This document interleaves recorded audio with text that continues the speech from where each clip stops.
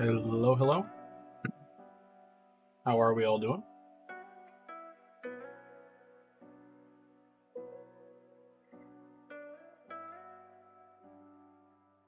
Let me just get signed into Restream real quick. Okay, we're all good.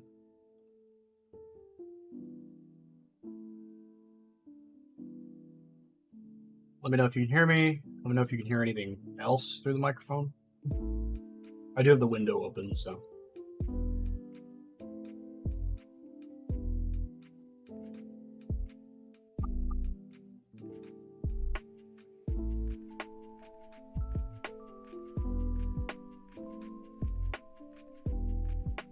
Today should be pretty chill.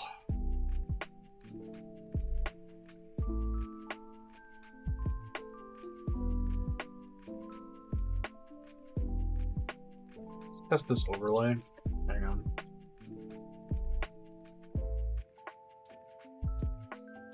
Boom. Look at that. Beautiful. So I've been kind of going crazy on Patreon lately. Got a lot of posts going on, world building stuff. Mostly working on like monster sheets, so getting some of the monsters designed and stuff. Today we're just probably going to focus on the whole world map because it's a little bit underdeveloped at the moment. So that's the main focus for now.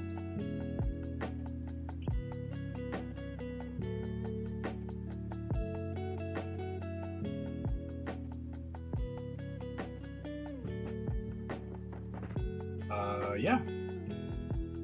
Other than that, it's just going to be a chill drawing day. I might play Elden Ring later as like a celebration for Elden Ring being done. I'm also looking into setting up some sort of chat thing, like an exclamation point command to link you to that. Never done that before, but I'm sure it's not that hard.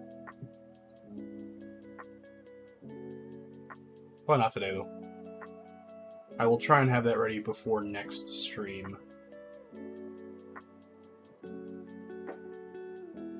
So yeah, that's the plan.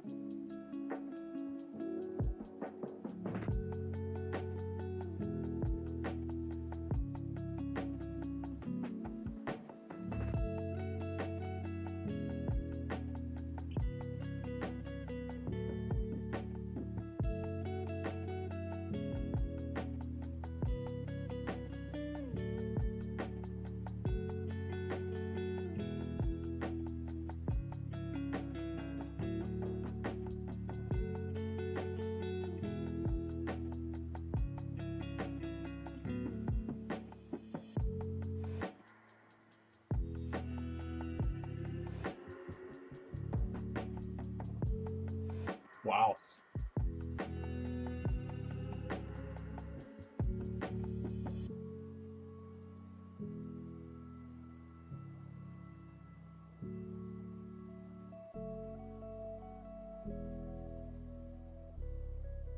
Just finish off with a little food. I just got back from my walk. It's really nice out today. Hey. Turn this on, so I've got my references. Stuff I'm working on.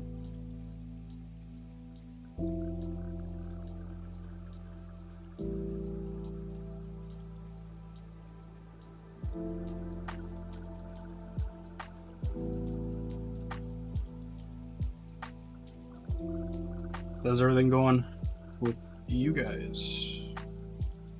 Oh, come on. Safari's not logged in to that. I guess I can use the iOS app. Not the worst thing in the world.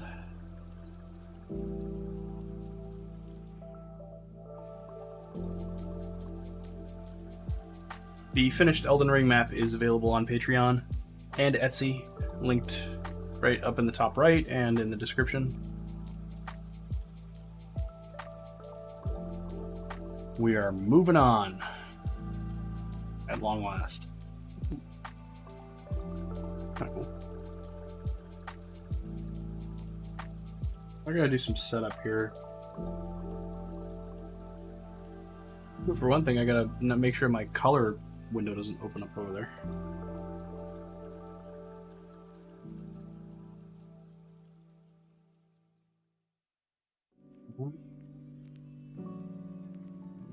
If I have a layer, or I have a brush here that I need to edit a little bit.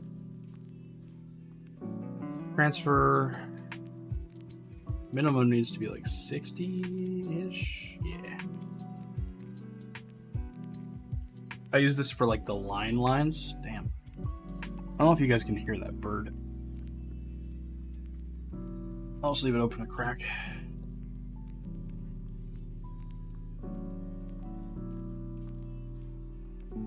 Pretty sure I want it at 4.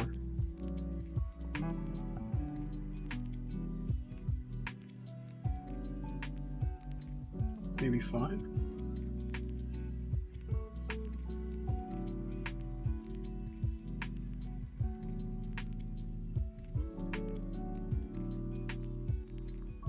Not even the right layer.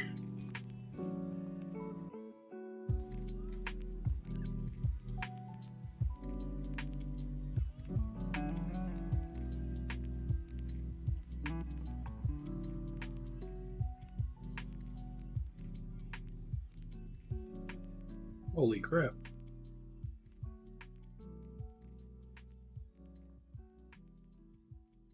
I want to do some like crazy sketch world building today on this map. I'm going to do a little bit of basic landscape stuff because that's easy to kind of crank out when I've got a good flow going. But especially when I'm like, I've got better shapes coming out of my hand. But I want to get into some sketching and some like concept designs for the world, because like I've kind of expanded it as far as I want to go for now, but I want to do some stuff on the edges here, some crazy stuff. We'll see how far we get today.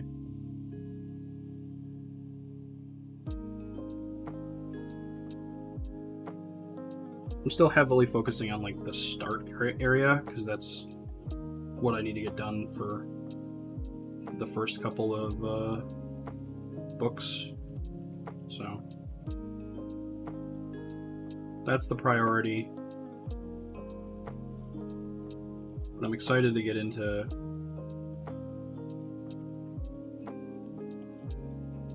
more out there stuff. Some crazy, wacky world building,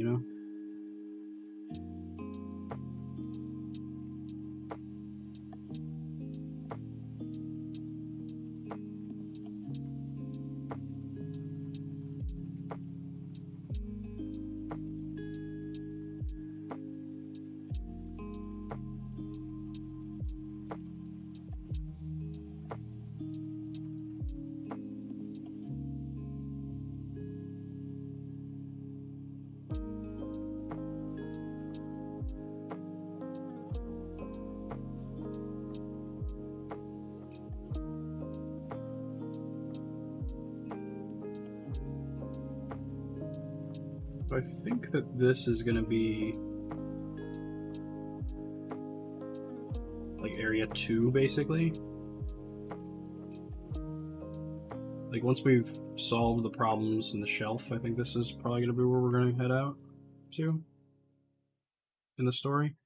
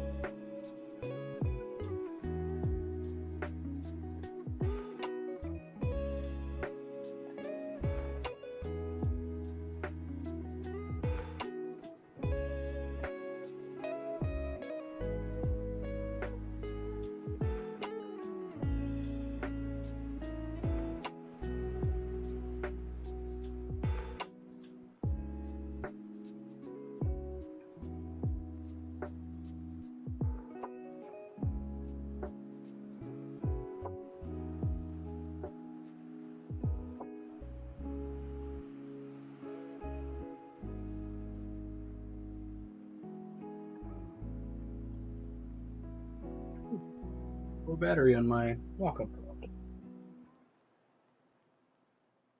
It's okay. You have the cable right here.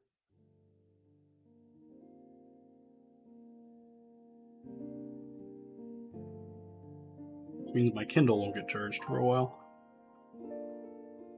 which is fine.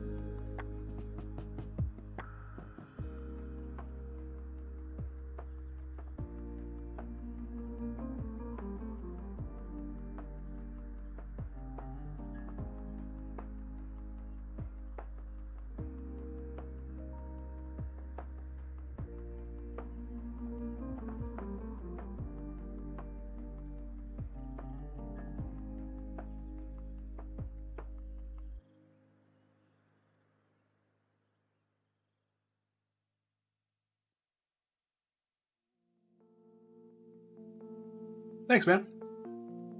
How's it going, Adventurers Junction?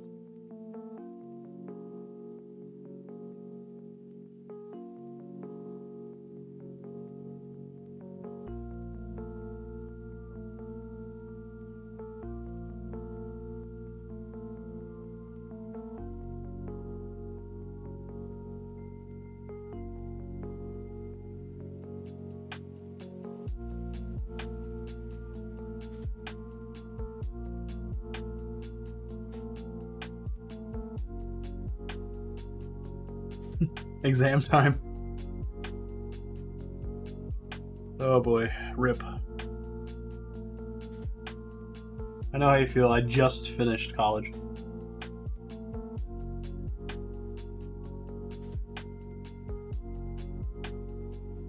My exams were not too bad though, because I had basically just a blow off class to get a general credit to graduate.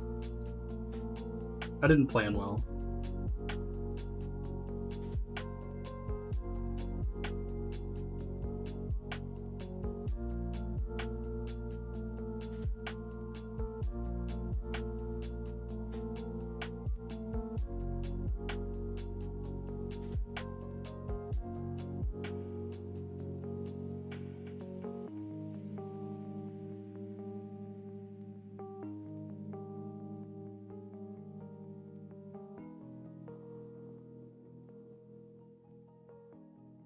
You're just dangling by a thread. Good luck. I hope they're not too bad.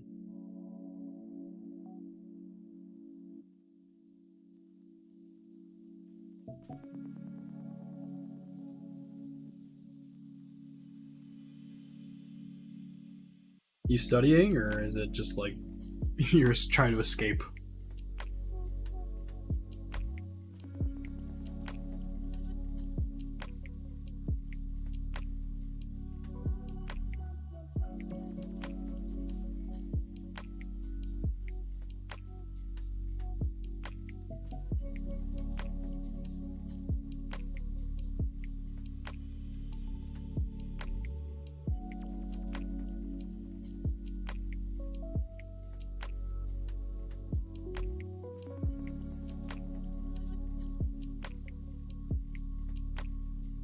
Yeah, no problem.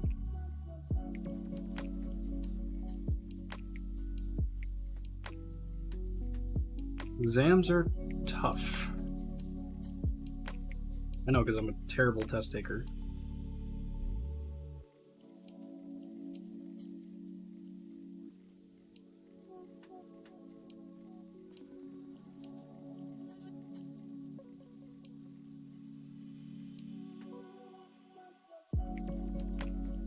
Both. It's a boring subject. Yeah, most are when you're studying, to be honest. I've been really into classes before, but when it comes to time to study for the exam, I'm not interested anymore.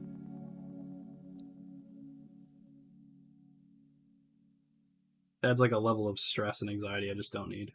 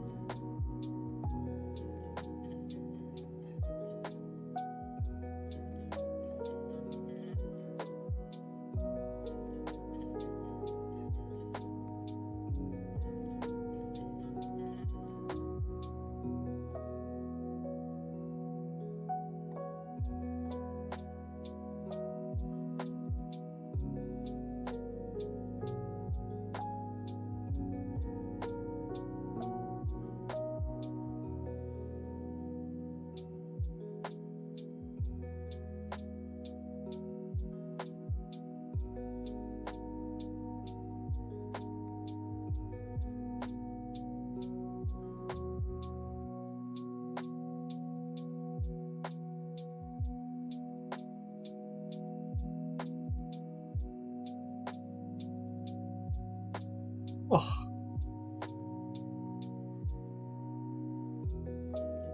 But at least the year's over soon. At least the exams mean the end.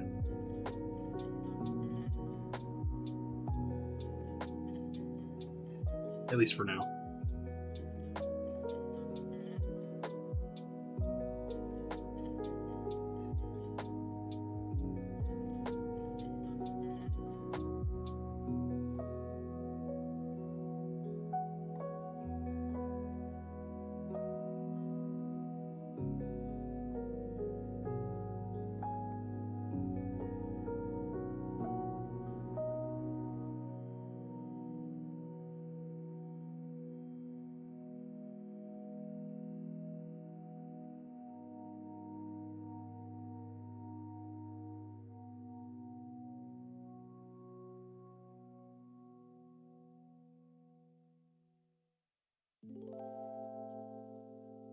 You're also working on a map? Cool. It's always fun. They always take a long time. This has been multiple years, I think. This is like a rework that I'm doing.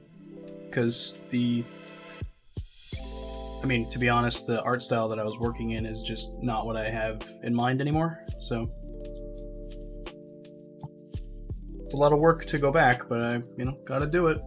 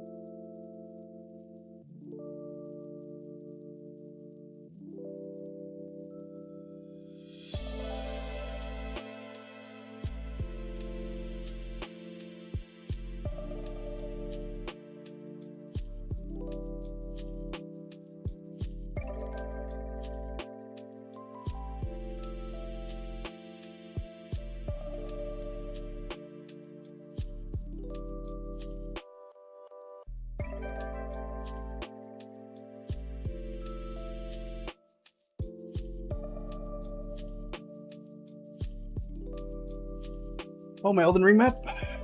Thanks. That's basically my new art style, I guess. Took a long time to make that one, though.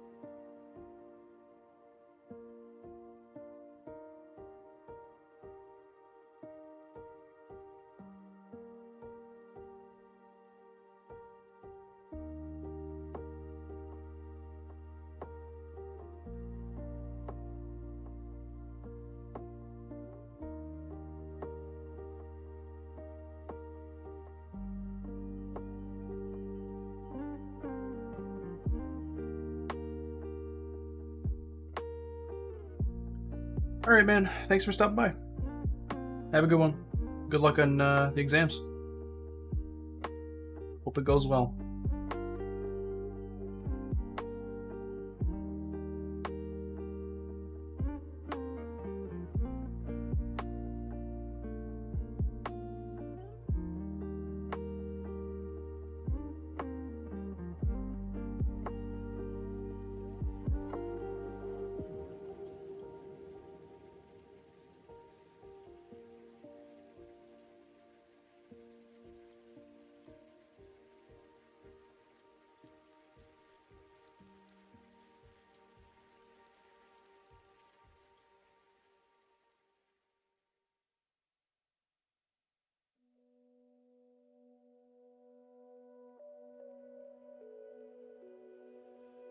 Oops.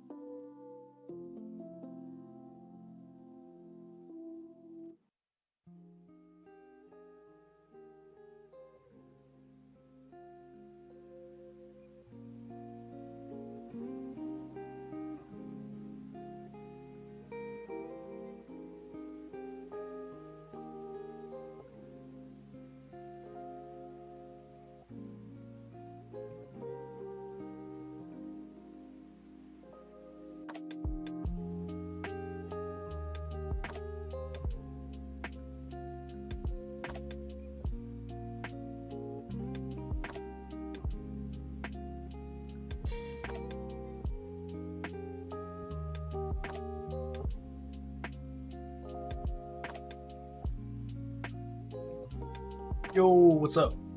How's it going, Michael?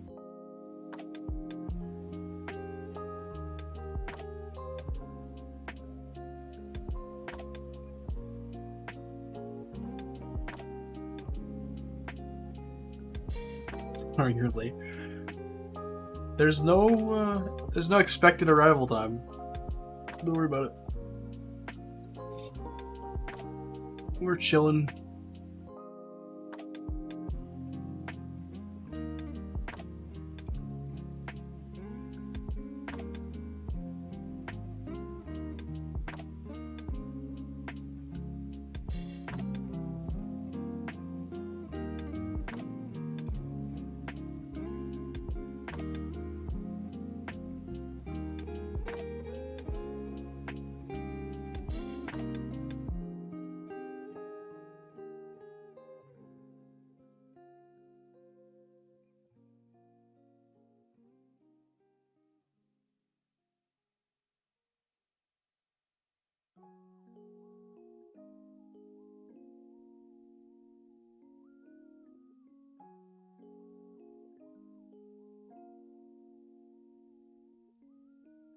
You gonna pull all-nighters? Oh, to finish projects. Damn.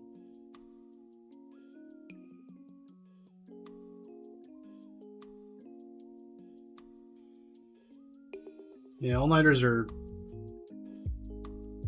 an interesting feeling.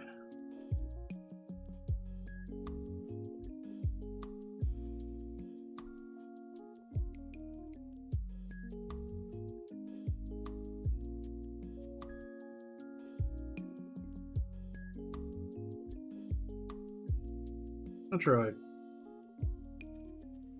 don't usually like them. I used to do it a lot more, though.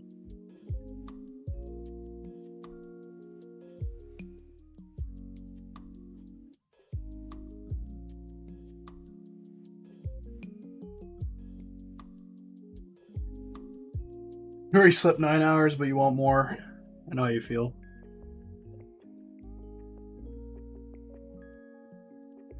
I only got 6 last night. That's mostly because I've been taking my sister to work. Because her car is in the shop.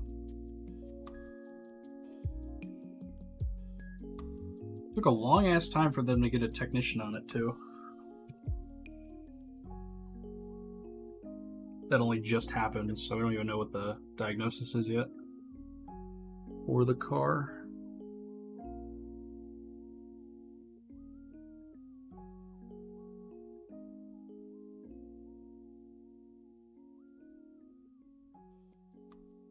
Yeah, I gotta get her to work at like 7 because she's a teacher.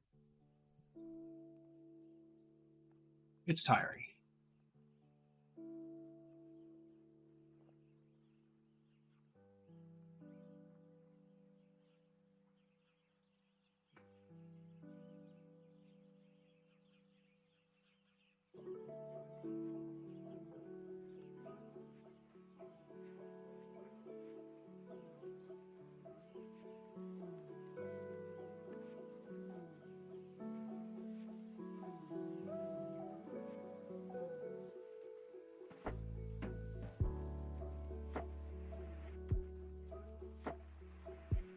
Isn't 7 the average? Yeah, no, it's been like a week since they had the car. 7's not average. 7's pretty early. Most people it's 9. 9 to 5. It's kind of a...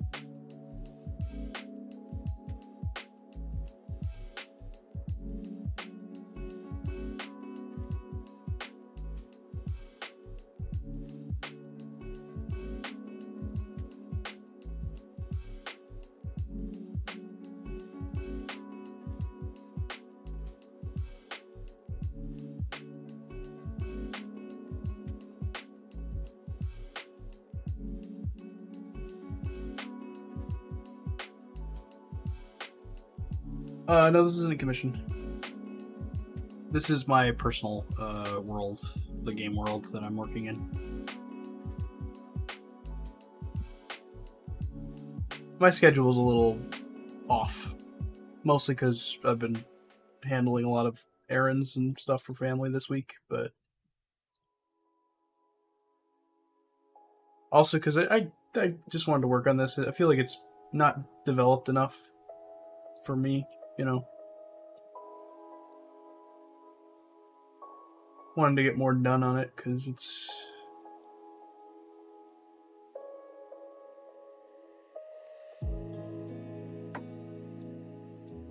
yeah.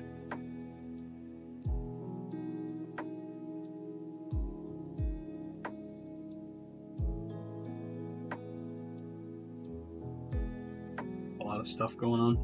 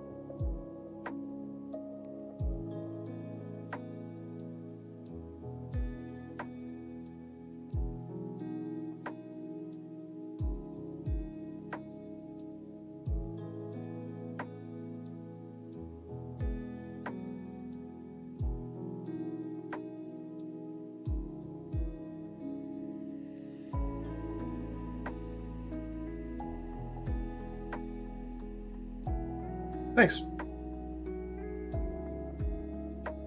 I'm liking it so far.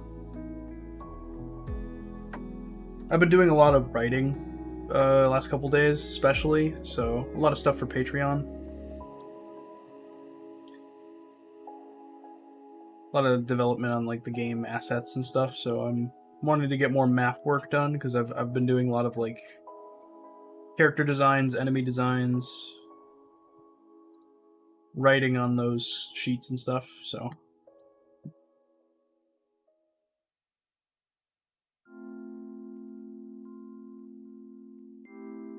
I want to get some of the pages that are going to be more map and world building focused done.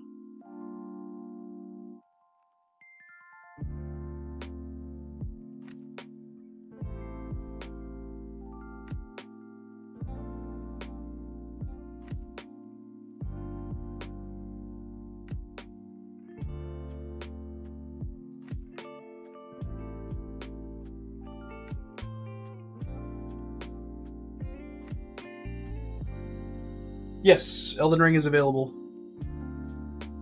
So I've got the listing up on Etsy for a 16 by 20 print. So that's the printing size that I'm going with. I can also do, in the United States, I can do sizes that are the same aspect ratio but larger. So like a 32 by 40 or like bigger than that even.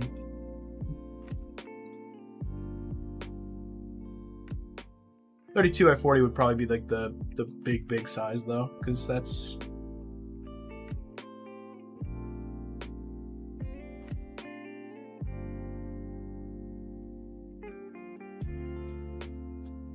kind of like a 24 by 36, just different dimensions, but very similar sizing.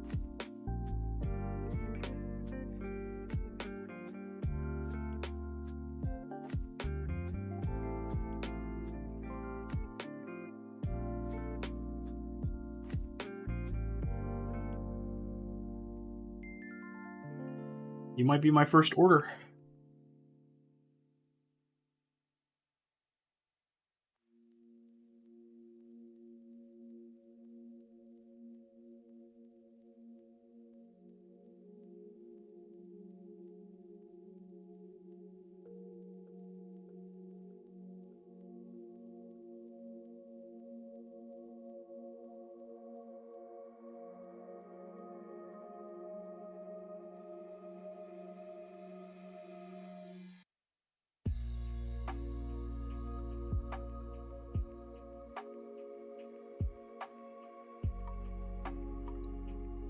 But yeah, so I had to change a little bit of the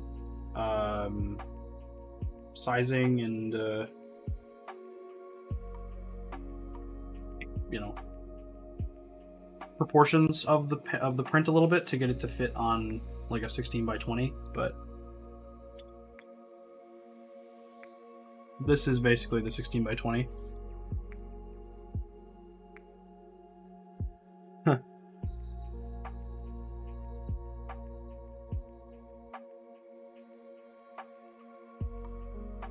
I think either way, you're going to be my first order. I'm not completely. I don't have any orders yet. I have one person that's favorited. Favorite. It's hard to say. Whatever. Favorited. That's it. Yeah. One person that's added it to their favorites. So you'll probably be the first one.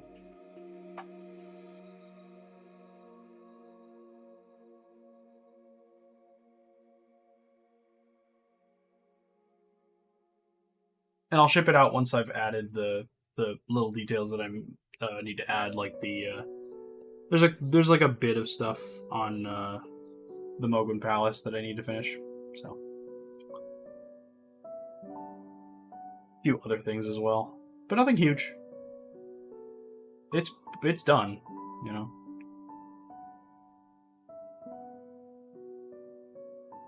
And I might try and set up my printer downstairs to do some test prints to make sure that I get the colors right, because I feel like it might be a little too dark at the moment. We'll see. That's just kind of my suspicion at the moment, is that it's a little bit dark.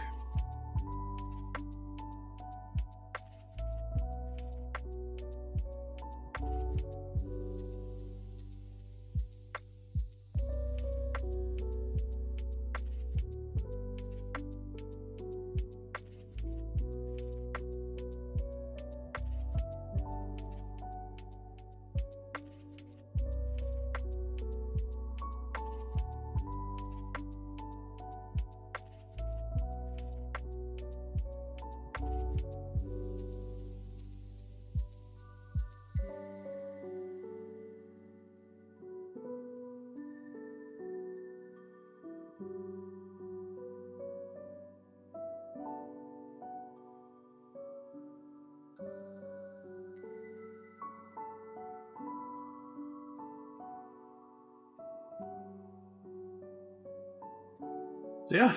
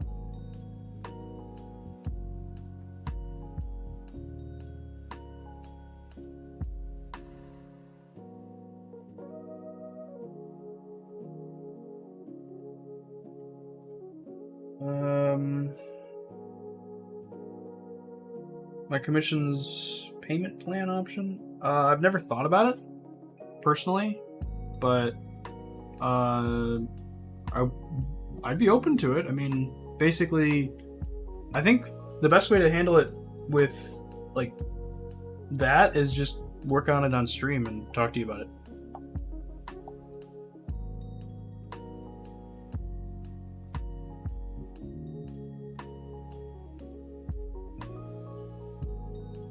But yeah, I could break it up. I usually ask for, like, money down at first, but, like, not all of it. You know what I mean? Just as, like, a gesture of good faith before I start working.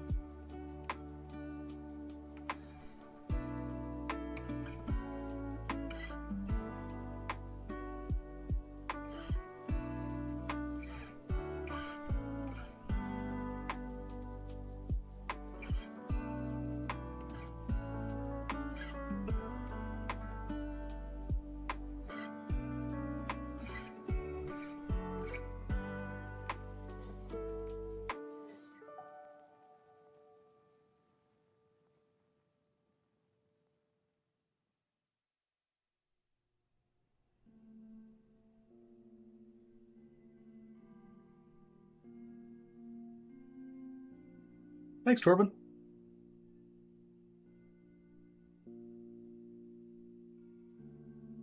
Do I plan on making the underground sections too? Are you talking about Elden Ring? Because this isn't Elden Ring.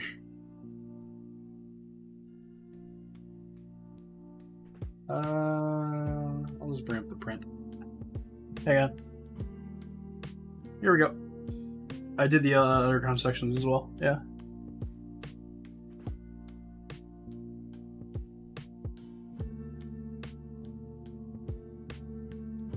Oh. Well, thanks, Michael. I'm kind of just obsessed with giving things detail, to be honest. Yeah. It's all good. I was way zoomed in.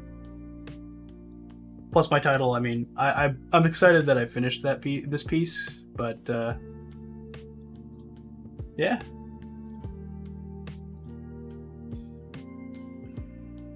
So it's available right now.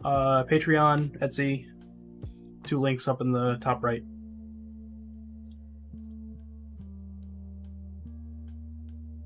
And then you can view the image on Instagram as well.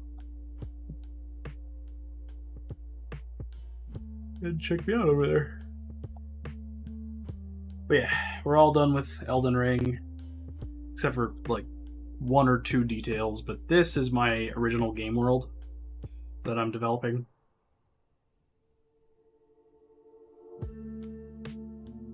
So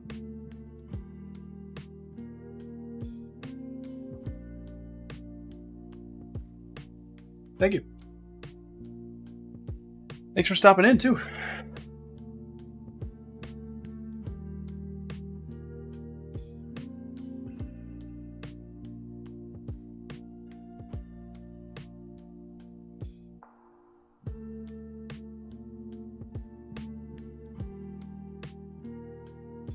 Also got all of my work on those links as well, by the way. Everything else like Tamriel, Hyrule, Diablo, World of Warcraft, all of those maps. And everything for this project as well, all my concept art.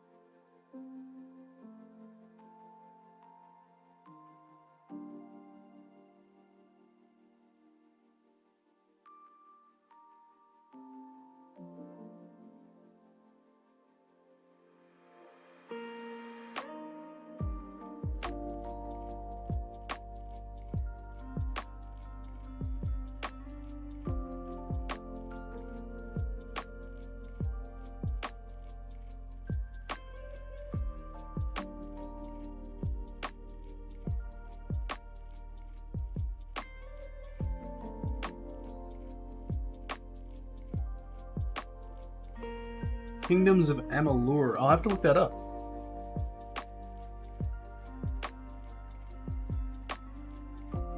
I always have a long list of maps to draw. Ooh. Cool.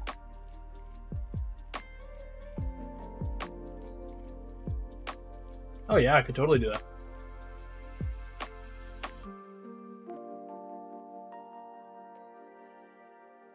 This one will be fun. The Phalanx. Dalentarth. Cool.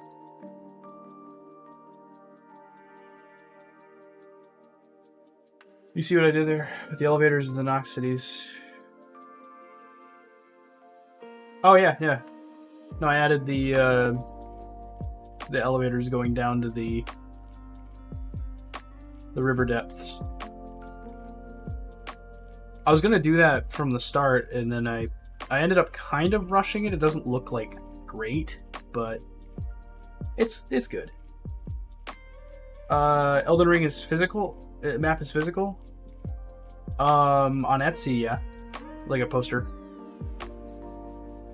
If you're talking about the project, like the product, I mean, like the thing you actually get. On Patreon, it's just a download.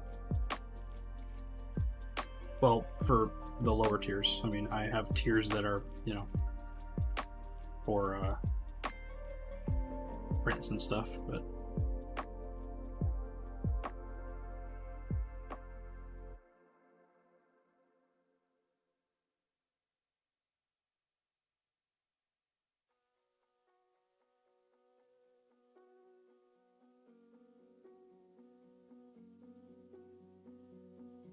Patreon then, yeah. So I have all the files posted on there. You just search it. I have the original and then the 16 by 20 adjusted file for printing. Because 16 by 20 is like the ratio I think you're gonna find the best luck with when you're finding a frame.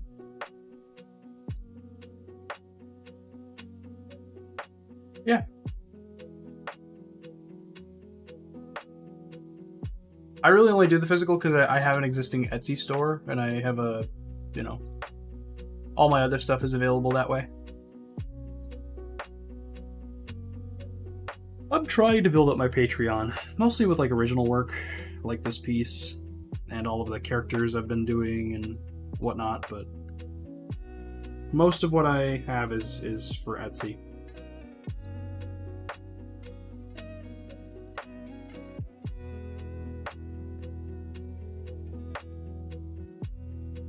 Most of my fan art maps and stuff, those are available on Etsy. Actually, all of them are. Not all of them. I forgot that I do have some that are just exclusively on Patreon for reasons.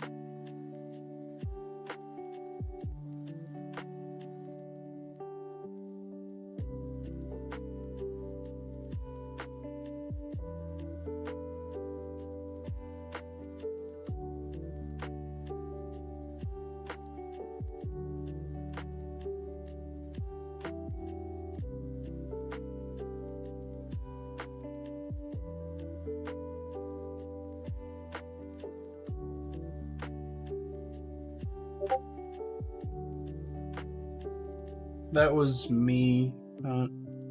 Sorry about that.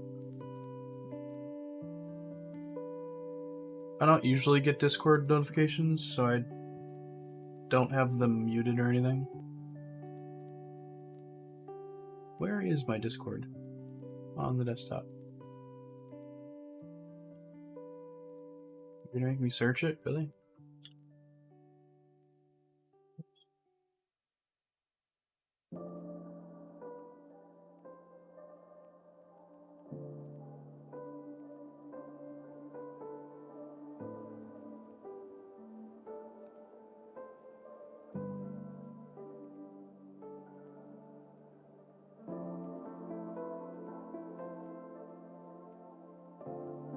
Oh, that was you. Welcome to Discord. Welcome to the Patreon. It sounded just like a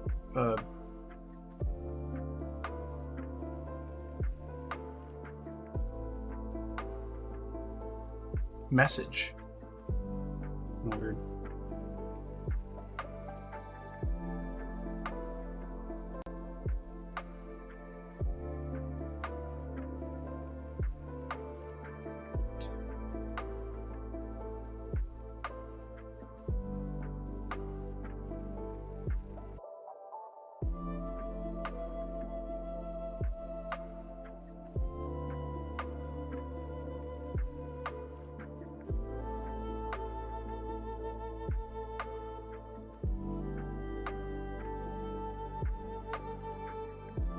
Nice lock screen for your PC. Nice.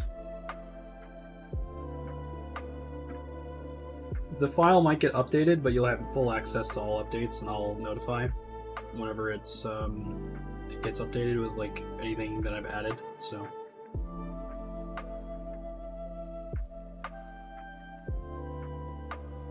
And that'll be just like this week, probably. I most likely will not update it again after this week. I won't be working on it.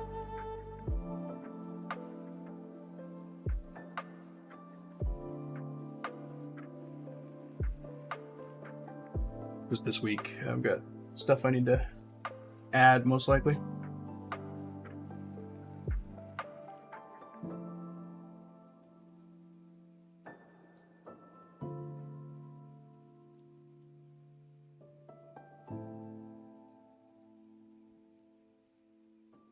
Up to 8,100 on Instagram. Not bad.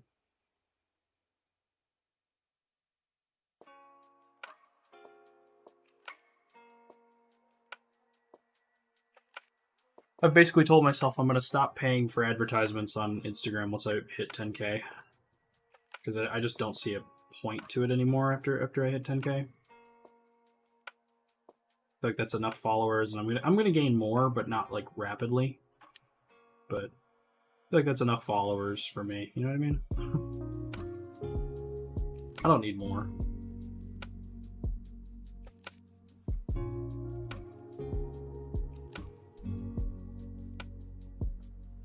I don't necessarily need to pay for more, I guess, is my point.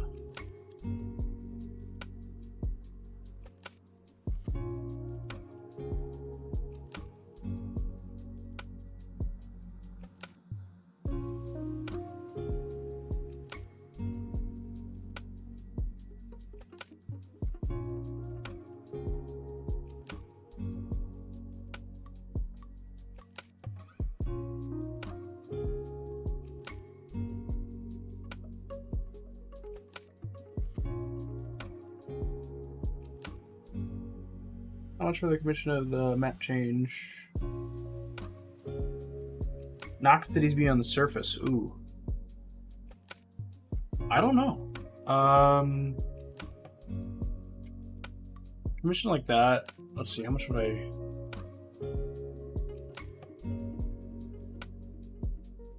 Honestly, I think I'd probably charge like 100 to 200. Maybe like 80. Because I see that taking like probably 5 to 10 hours of work time.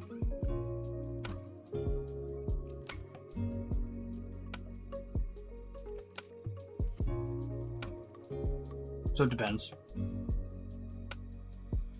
But that's the estimate, I would say, is like, $80 to like 150 or 200. I don't think it would go as high as 200 because it wouldn't take that long because all the assets exist in the world. It would just be a lot of adjustments using the movement and scaling tools, and then a lot of touch-ups with brushes and stuff.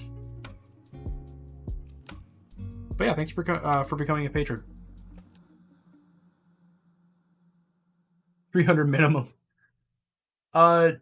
No, I mean, like, yeah, my commissions are expensive, and I know that, but I also like have to justify the time that I spend on it these days. But for that, most of it already exists anyway, so it's not going to take long. Plus, it's stream content; it'd be fine.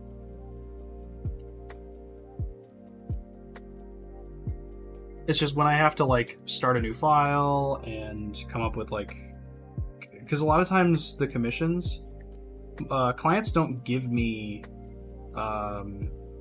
exact information, and they don't give me like a lot of info to go on when it comes to like the layout of the world. They just give me like very vague instructions. So I have to do a lot of work for that. That's why commissions are kind of expensive for me, because a lot of the stuff that I do is mostly original work, like for authors or for DMs that want their game map done. And a lot of times it's not super detailed, so like I have to do a lot of filler work. But for that, no filler work, so it would be a lot less time.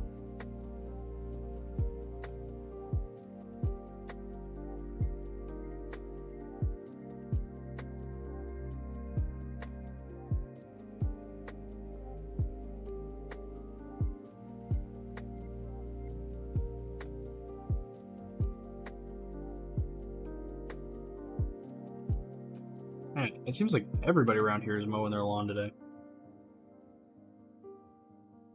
I passed like 20 people on my walk.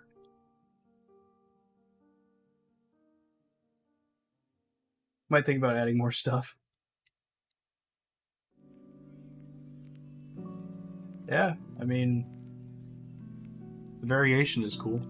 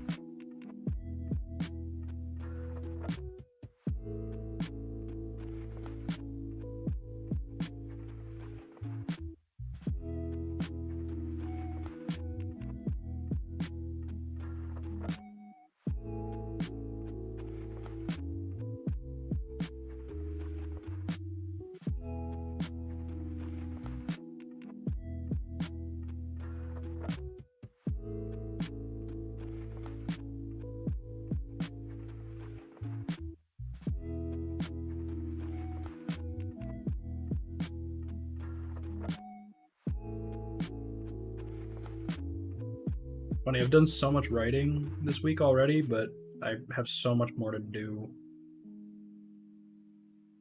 Like I don't have nearly enough for like all of the areas that I'm doing.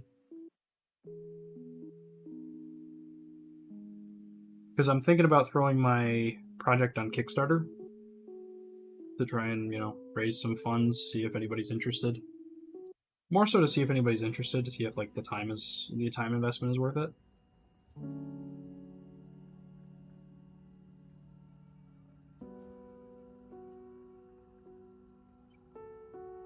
So I gotta do a lot of writing and planning for this first module for my game. I've got a lot of stuff going. I mean, I've got like tons of character sheets and stuff, but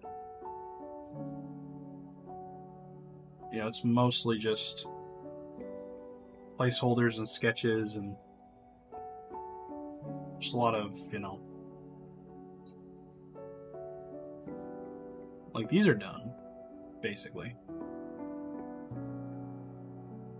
But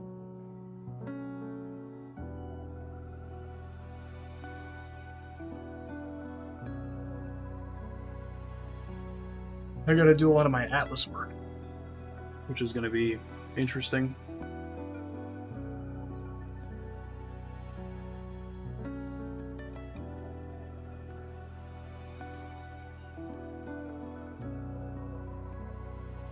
My game is to play with friends or for the viewers. So it's a product. I plan on selling it as a standalone D&D module, I guess, or like campaign, story setting, all that. I plan to sell a number of books, so the Atlas of my world, and then like the campaigns itself, like the story with illustrations and the rundown, and like basically a dungeon master's guide to run my game, given the story. And then down the line, I'll probably do a number of art books that are mostly built to just give the world more weight. Items, characters, environments, maps. Kind of just a product to make art for and then sell that art inside of the books. That's kind of the plan.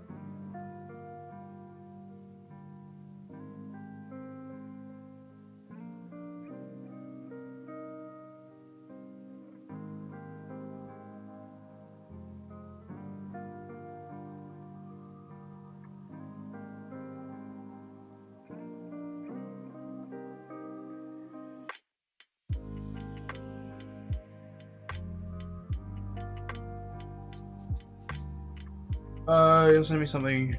It'll last around 5 to 6 minutes, and I wanted to know if you could possibly react to it on stream. It's about those cities.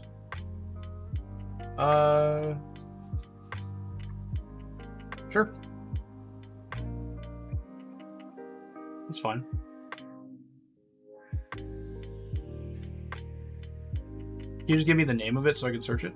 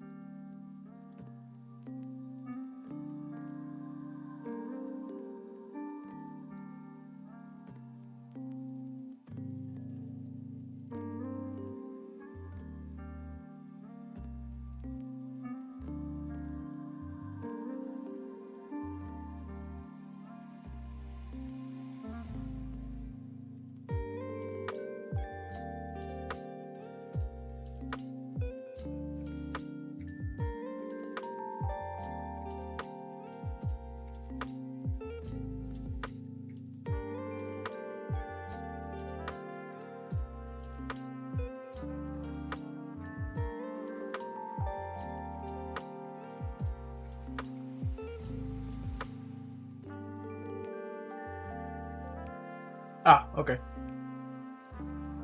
Thank you.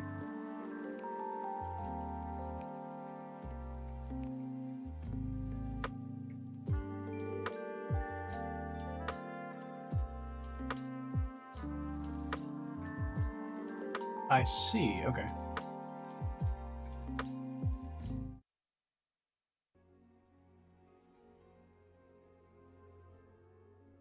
Let me know. Let us now walk through the various implications and possibilities from this initial analysis.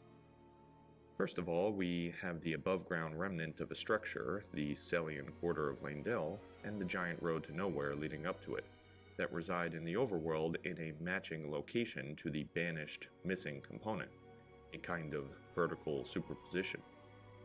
In other words, the nameless Eternal City resides exactly below where it used to exist. Not only does this have many fascinating implications for the nameless Eternal City itself, but it also allows us to, if we extrapolate, deduce the original locations of the other Eternal Cities, before they were banished underground. Let's apply this notion to Noxtella first to see if it fits. These days, Noxtella is of course in the Netherworld, but if we superimpose its location onto the overworld map, it quite nicely fits. Already in the overworld, we can see above Noxtella and the Ul Palace ruins, the same ancient dynasty ruins in the overworld, what is today called the Ruined Labyrinth. These broken statues of the ancient dynast are likely all that is left after the cataclysmic force that moved the ground itself and took the Eternal Cities underground. Liurnia has plenty of remnants of the Eternal City culture left, for example the Nox Priestess statue in the Church of Vows, which we'll address in the coming episodes. But for now, it suffices to say that there was a time when both the nameless Eternal City, aka Leyndell, and Noxtella were above ground, exactly above the locations where they now reside. And if we follow the road that emanates from Leyndell's Gate to Nowhere, with the one terminus at Leyndell, where does it lead? We'll have a lot to say about this road and its distinctive radially symmetric Elden ring in future episodes, but for now we can just follow it along its path given the distinctive tiles, wider base, and drainage system. Sure enough, this grand highway runs straight through exactly where Noxtella would still be, were it not banished underground. Like the Via Ignatia, which connected the twin capitals of the Roman Empire, Rome and Constantinople, here we have the Grand Highway connecting the twin cities of the Eternal Empire, Noxtella. That does make Leyndell. sense. We won't belabor. Because I did notice that the road there is the same all the way from the gate of Leyndell all the way down to Noxtella when I was playing.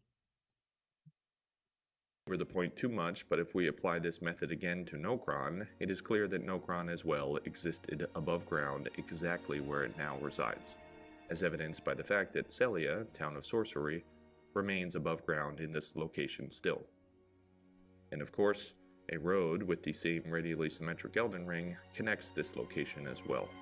Credit to Nameless Singer on Reddit for first mapping out this road system. Such was the reach of the Eternal Empire at its peak. We should point out, though, that this Eternal City stratum is not homogeneous. If we compare the modern-day nameless Eternal City to the other two Eternal Cities, we can see it's quite distinct. Slipped your mind. The architecture is the same, true, indicating some continuity up to the point when the Eternal Cities were separated. But the nameless Eternal City has no teeming masses embedded into the architecture, unlike the other two Eternal Cities.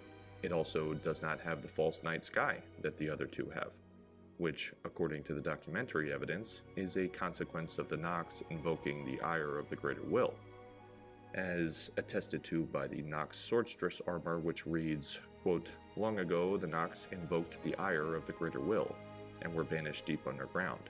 Now they live 6 different under characters. a false night sky." End quote. But there are no Nox in the nameless Eternal City, only various fauna and the half-formed gargoyles which are made from the reused corpses of champions, and sealed together with corpse wax. As a minor aside, it is this corpse wax, which is a real phenomenon, by the way, that explains the milky appearance of the water throughout the nameless eternal city and deep root depths. When decomposing bodies are exposed to water, say in a flooded tomb or a boat burial, the corpse wax, which is fat, undergoes a process which is generically known as saponification. The fat Hmm. undergoes hydrolysis and becomes basically soap with a milky white color. This is so reliable Okay. that stories are told of people who have washed their clothes in rivers downstream of charnel grounds, without knowing why washing their clothes in this specific spot caused their clothes to get so clean. Of course, they didn't know the origin of this natural soap.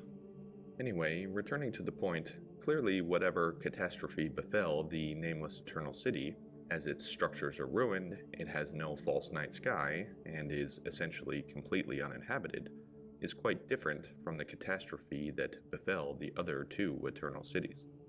Let's keep these differences in mind as we piece together Godwin's story in the upcoming episodes.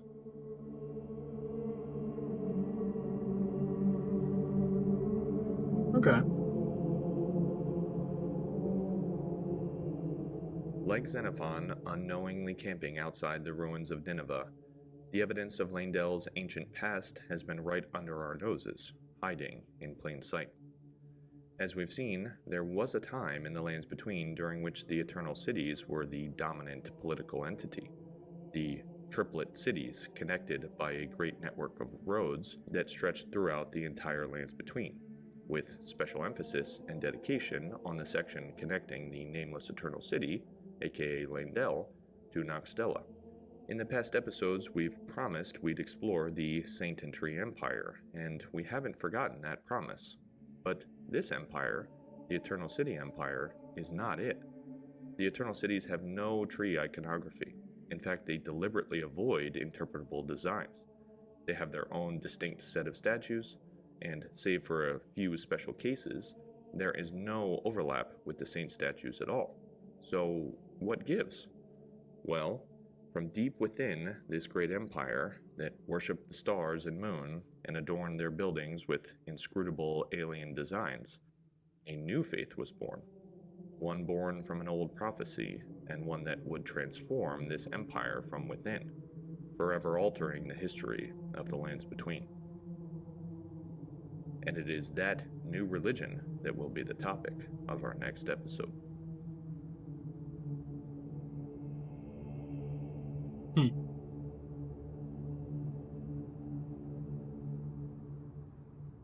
Yeah, I can't say that I know a whole lot about the whole thing, but like I know about the whole Erd tree, like the fact that the Erd tree is kind of an invader in the world, and it's not the original order. It's not the original. It's not even the original tree because there's the other one, the Crucible Knight one.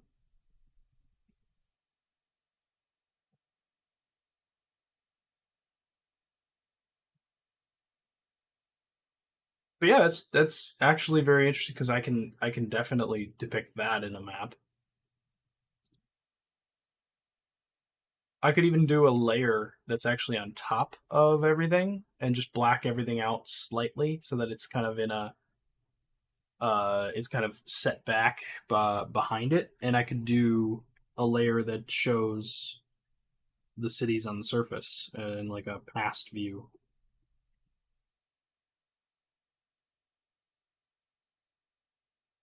and then show the roads connecting them and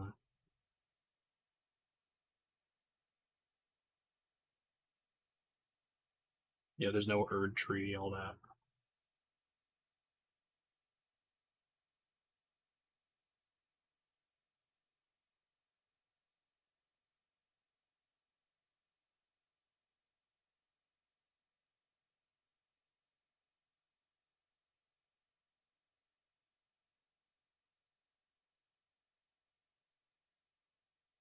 Hmm.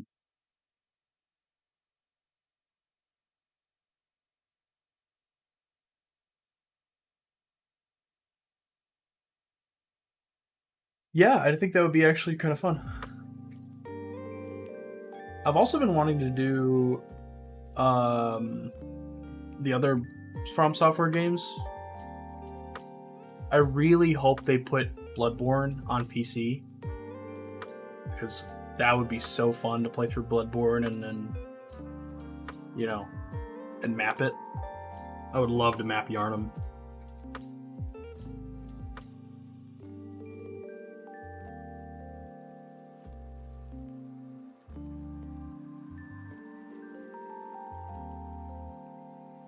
And like the nightmare and all the different parts of it. I've never played the game, but I've watched and read so much about it. You know. You want it to be subtle, almost like the elevators. Okay. Yeah. No, I think it would have to be like a subtle touch to it, because I want it. I always want things to be there for people who are interested, like who know about it, so they can find it. But also, I want it to not take away from the composition of the piece in the end, which I think the elevators did a nice job of that on the current map. I want to play Bloodborne so bad. I've actually considered buying a PlayStation just so I can play Bloodborne. Even though it's like 30 FPS and it runs like shit. Even on new hardware, if you bought a PS5 and you try to run Bloodborne, it still runs like shit. Plus, didn't they remove like a ton of functionality from like playing PlayStation 4 games on a PS5? I think I thought I remember them doing that, where it's like Xbox is just like plug and play. You can just plug whatever Xbox game you want into a new one and it'll run. Like 360, Xbox One, it doesn't matter. Whereas on PlayStation, it's like, nah, you can't do that. That's not actually an option.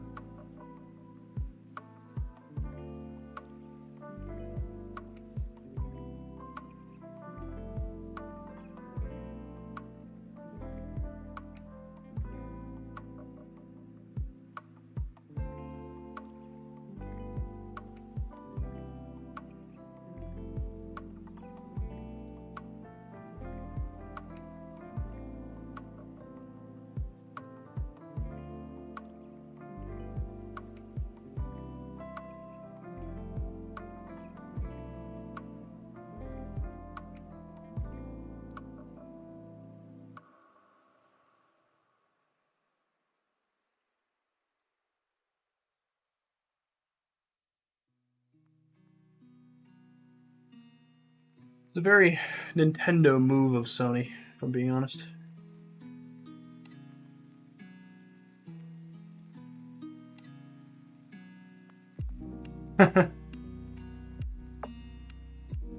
You watch the video, you're amazed, and then you found my content.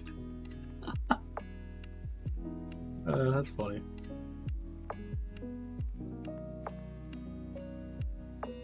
Funny, because I wasn't originally actually going to do an Elden Ring map at all. That's why it took me a year after the game came out, because like I finished it March of last year. Like basically it took me like a month to finish it, but it was right after it came out. I played it day one. And the whole time I was like, I love the map so much. Like the in-game map, I love it. And I was like thinking to myself, like, I want to do it. I want to do Elden Ring map, but I don't have enough time right now, and I love the included map so much that it's like I feel like I'm just, there's no point to this. But then I started to do YouTube and TikTok, and I was like, okay, what's a good content farm, essentially? I was like, well, I've been wanting to do this map, and this game is still popular, so why not do that? And in a few days, that's going to be the grind again, because Tears of the Kingdom is coming out. We're heading back to the grind.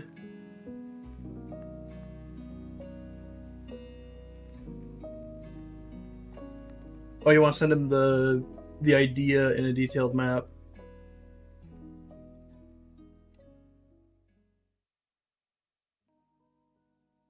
That'd be fun. Taking that that inspiration directly from his video and his analysis of the game. That'd be kind of cool.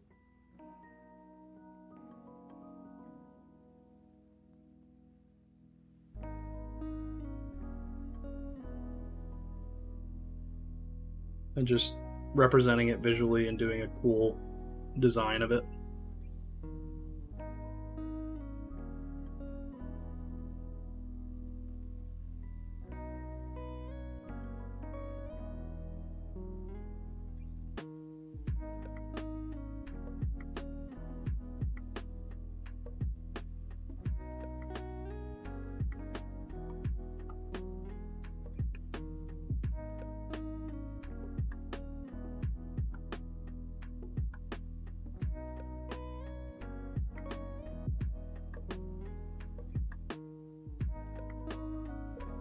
Yeah.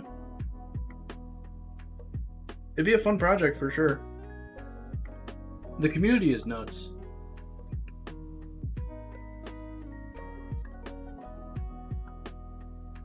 All of the lore people are just going crazy.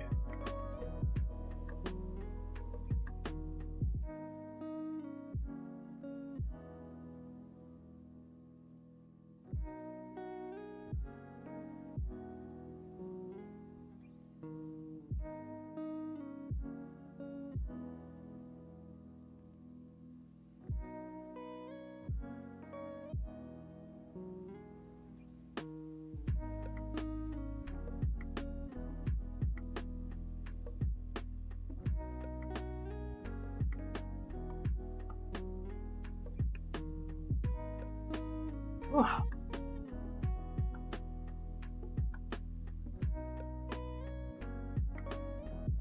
This style is really working for me. I'm having a lot of fun.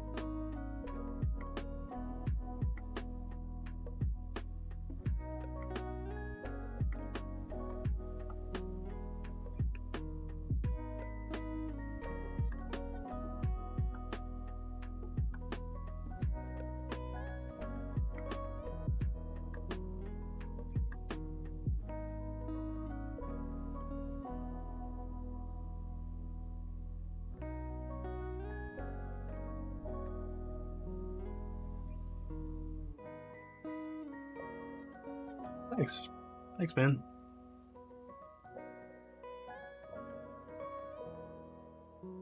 Yeah, I haven't been hitting content very hard though. I've been more so just kind of drawing and not working at it.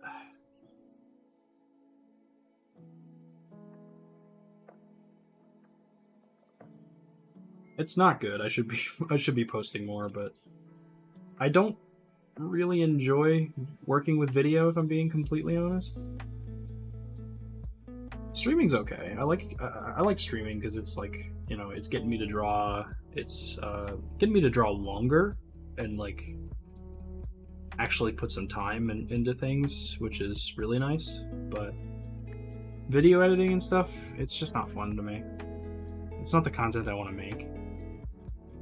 I always see it more as an advertisement for what I'm doing, which always comes through in the end product. It just feels like it's cheap. It's not exactly high-end content. It's just kind of trying to get the word out there about what I'm doing.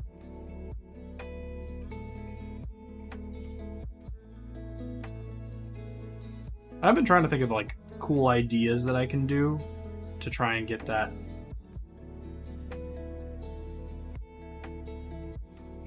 You think people should watch it either way? I don't know.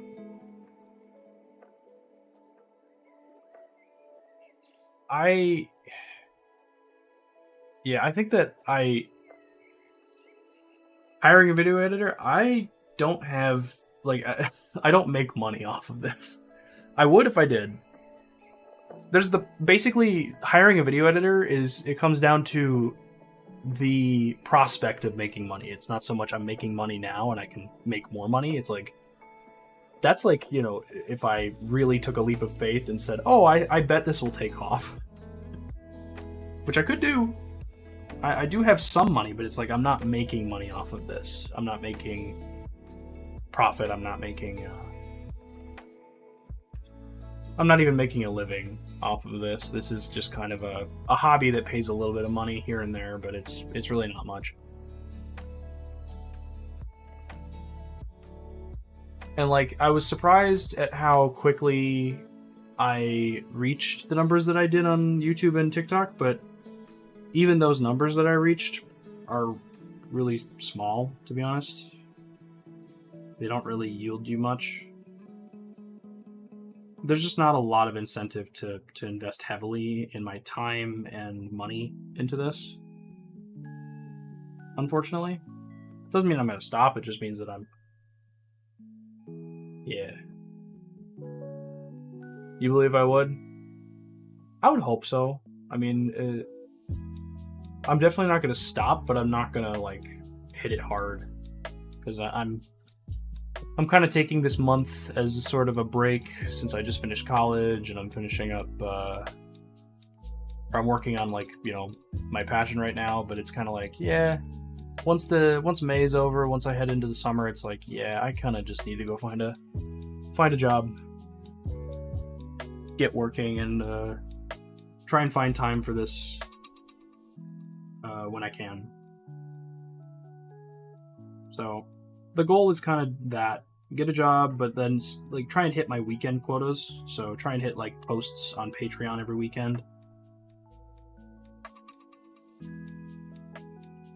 Stream whenever I can.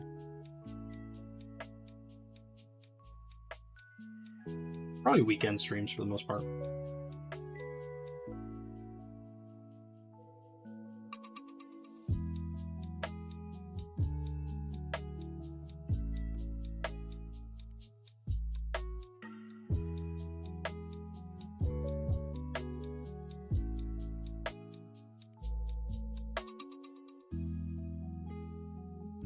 I think the biggest problem is that it's like a two-pronged thing. What about a one-time hire?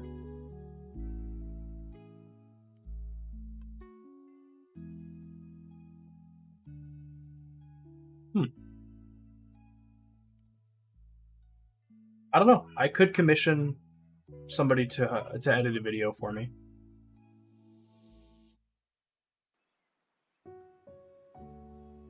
That's possible. I could look into pricing. I have no idea where to commission somebody for that, though. I've never done that, and I don't know where I would find someone for that, for a job like that. Probably like Upwork or something. Somewhere where somebody's like freelancing. That kind of sounds like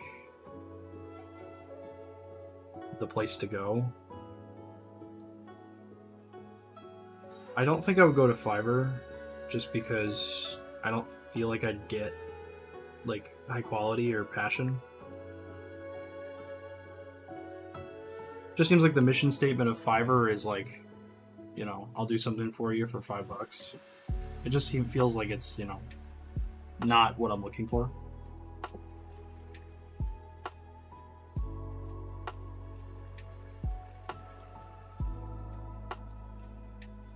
I don't know.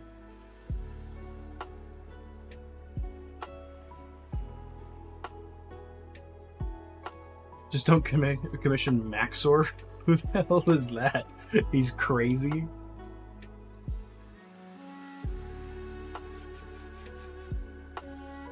I make game reviews and summaries related to all kinds of video games. Oh, okay. Well, there's highly edited narration, funny dubbing, or in-game moments. Okay.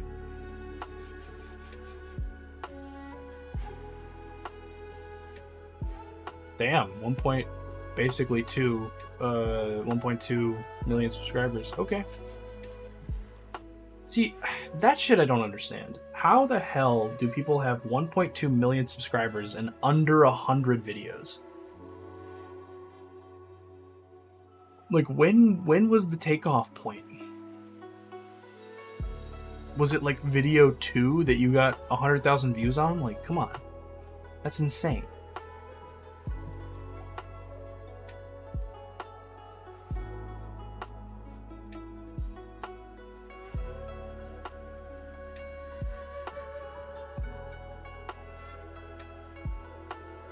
And of course, looking back is not an indication because, like, the first video now has 44,000, so I don't know how many it got at the time. Look it up for his incorrect summary of Elden Ring. Other creators reacted to this stuff. Oh.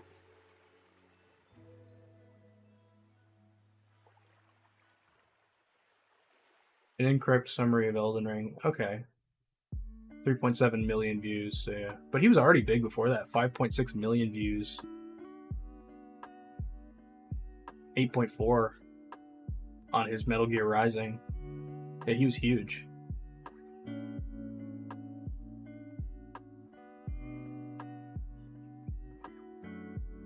Yeah.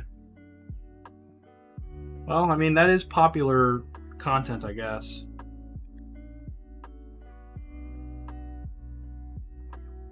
Makes sense.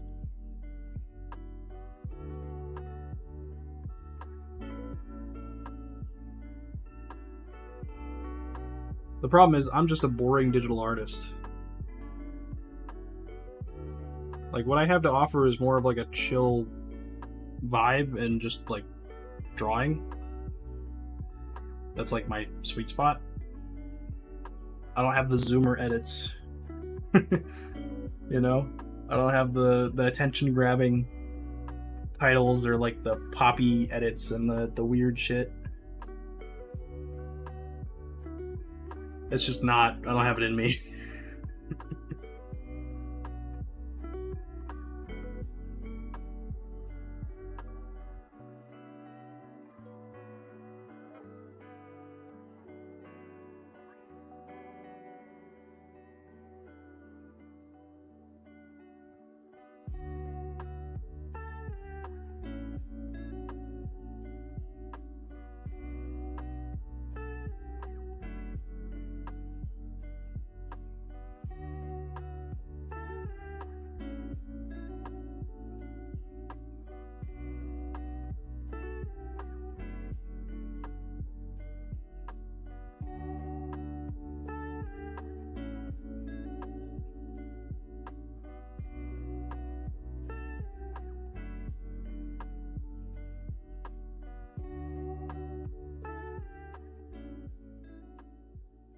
He just got monetization after other people shouted him out. Yeah. But he's making good content. He's making good video content. I'm not. The time investment for good video content is pretty massive. Because, like, if you think about it, what he's making is primarily videos, right? It's like what I started to say earlier was like, basically, I am so spread thin, especially when I add YouTube to the pile. It's like, I'm working on so many different artworks already that, like, there's no way that the videos of me working are going to be, like, the priority.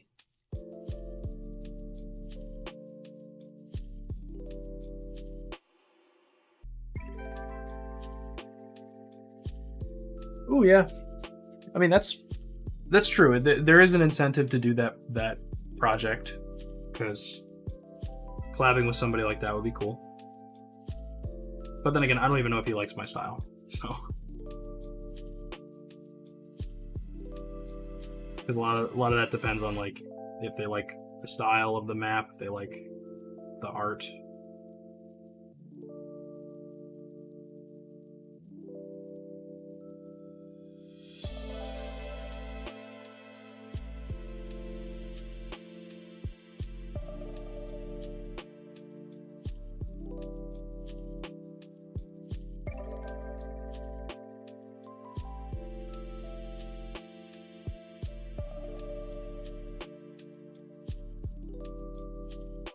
Yeah, maybe you're right. Perhaps it's a good idea. You believe he's gonna love it? I hope so.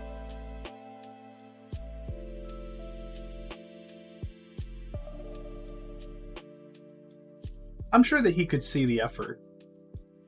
You're not wrong on that. A lot of people who don't like my art style, they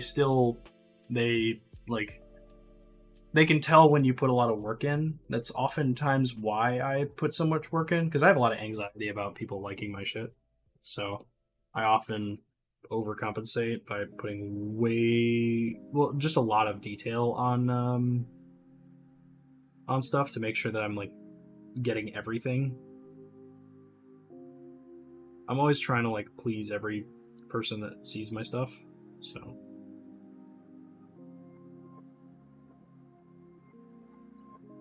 Which so far it's gone well, even though a lot of the maps that I've done I don't actually like.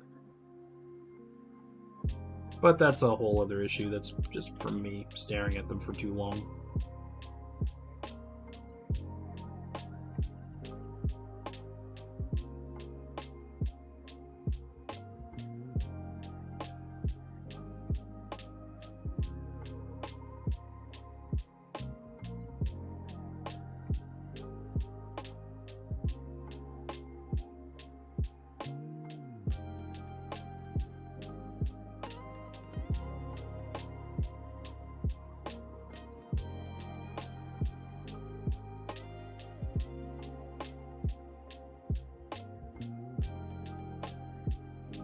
True. That is why a lot of shoutouts happen, is because like creators see other creators that are making it happen from like a position that they were in not too long ago.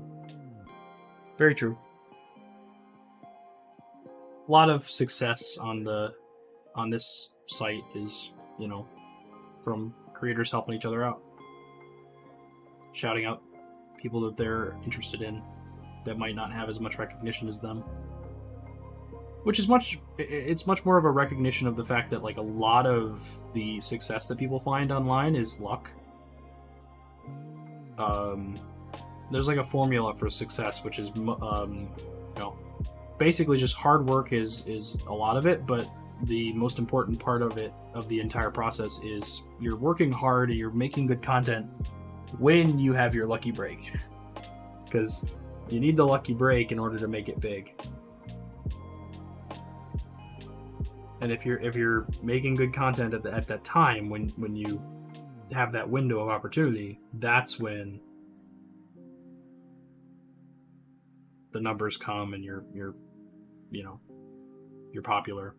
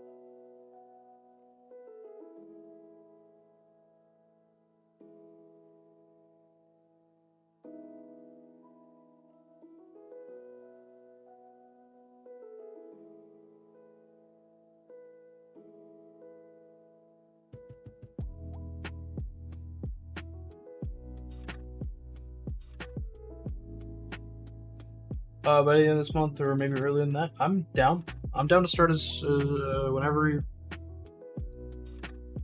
So, send me an email. So my email is. Hang on. I'll just type it.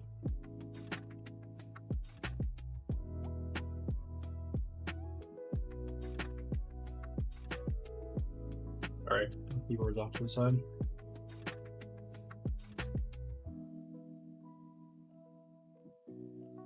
Where can you see it?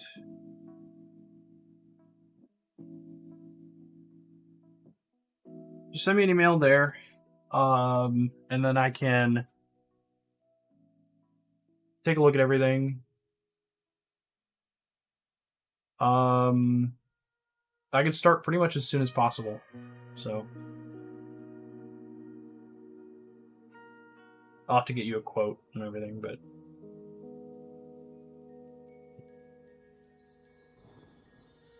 I would plan on like having that as stream content. So I have another commission I'm working on for Patreon. So I'll like basically plan around that. But yeah.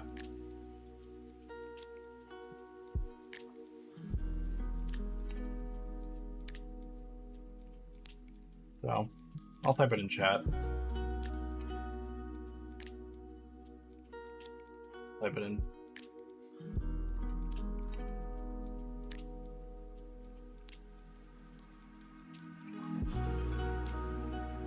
Oh, I didn't just type it in chat at first.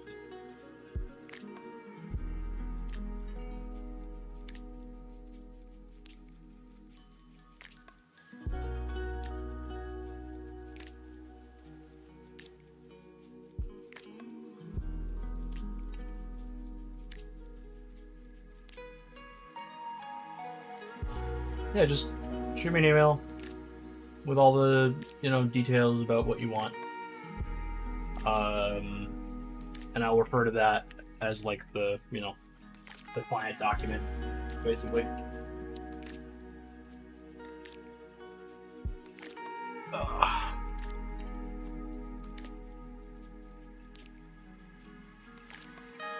And then I can work it on the stream.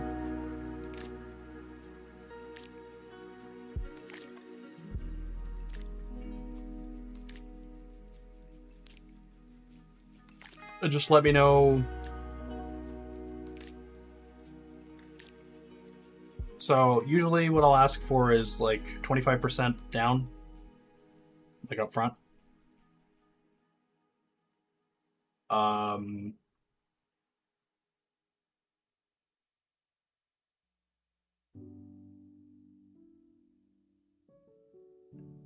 So likely it'll be like anywhere between $20 and $50 down.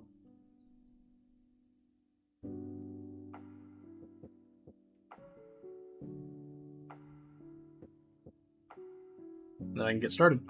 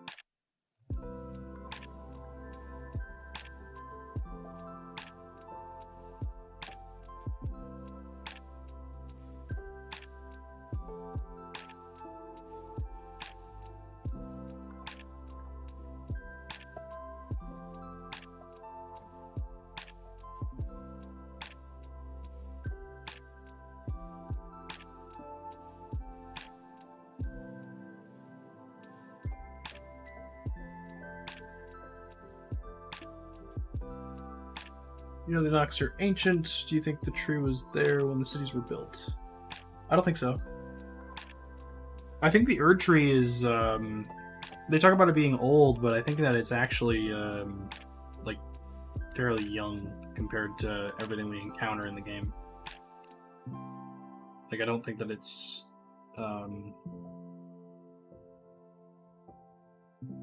It clearly wasn't the first like big or like power in the world, but I think it was essentially new, like quite recent in terms of the current state of the world.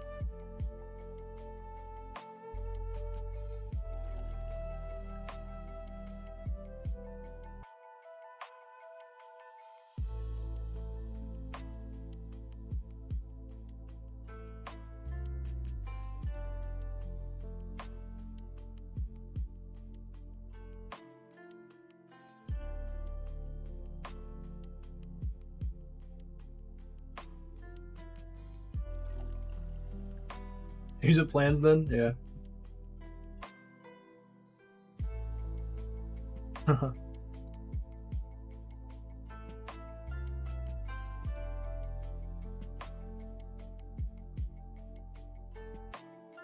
Yeah, it's gonna change the map quite a bit to go back that far.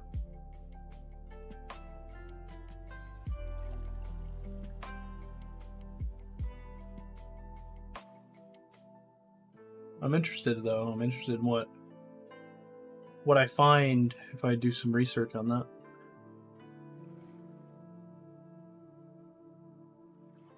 Because a map like that's going to take a lot of watching lore videos, you know. I'll probably get very well versed in the archaeologist's content.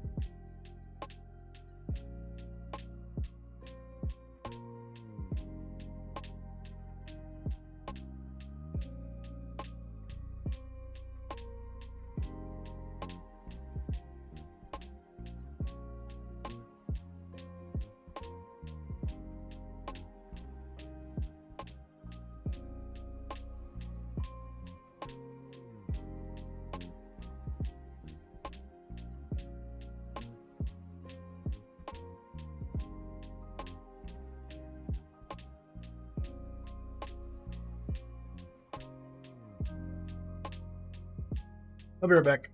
I use the restroom.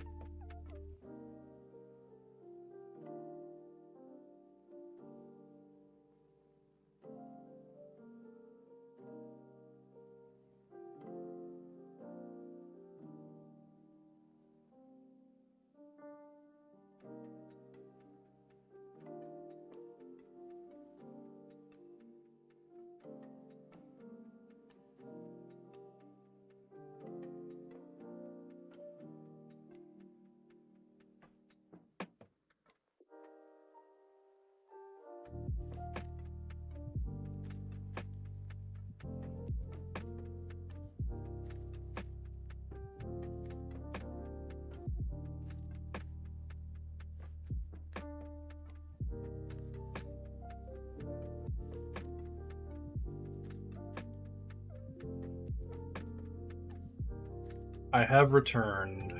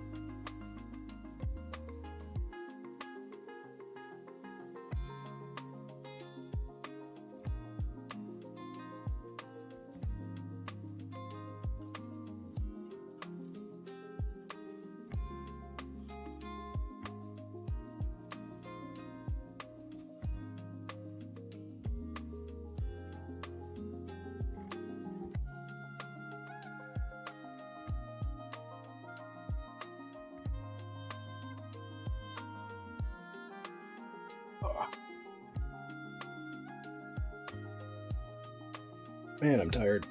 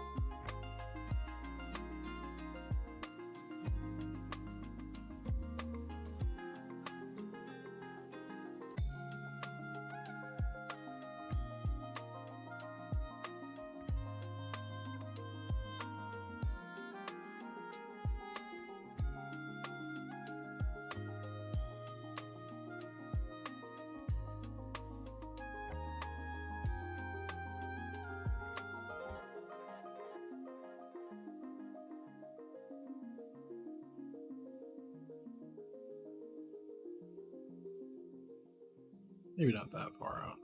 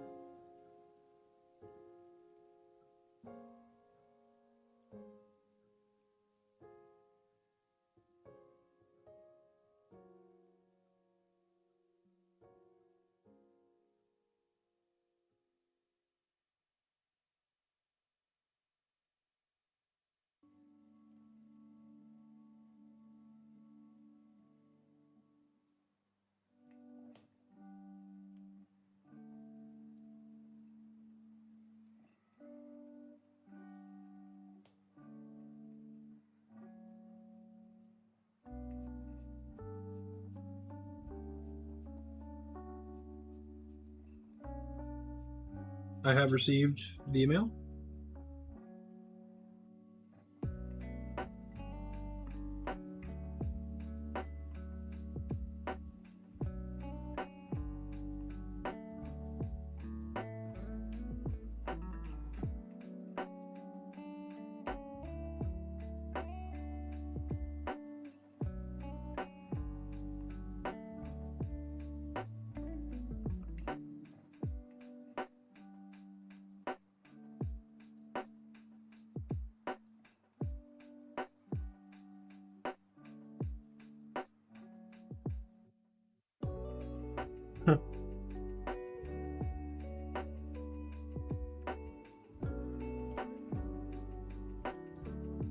All good.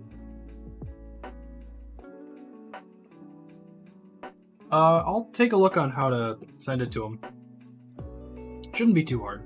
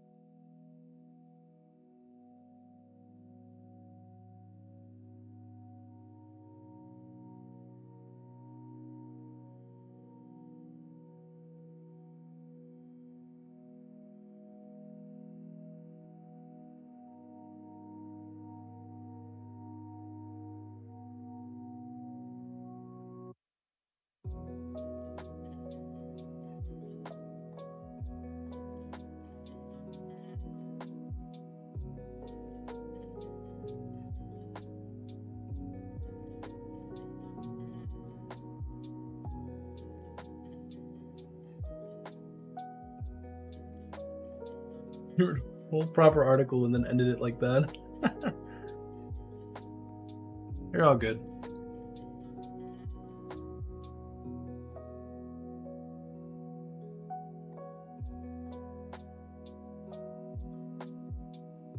But that'll give me a much better way of, getting started on it, basically.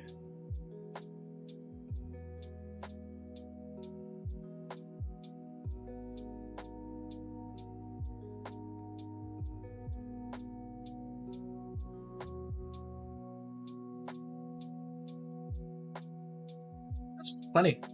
For what I'm gonna do, like for the work that's gonna go into it, that's plenty. But thanks. Because trust me, like I have a bunch of the, especially with like the fact that you want it to be recently destroyed by an earthquake. So it's still gonna be ruins, but it's not gonna be like as destroyed by like being brought underground. That's definitely, not super hard. Given that I have a bunch of the assets already done.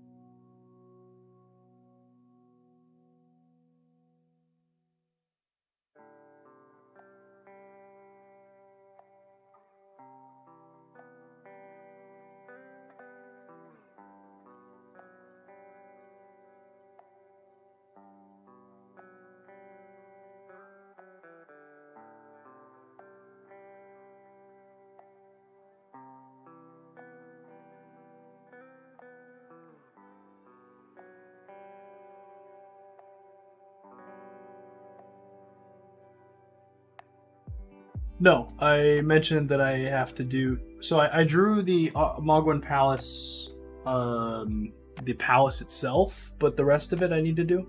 So like the Lake of Blood and the details on it, basically, on the big like platform that everything is on. I need to do some more work on that, but that's basically one of the only things I need to do this week.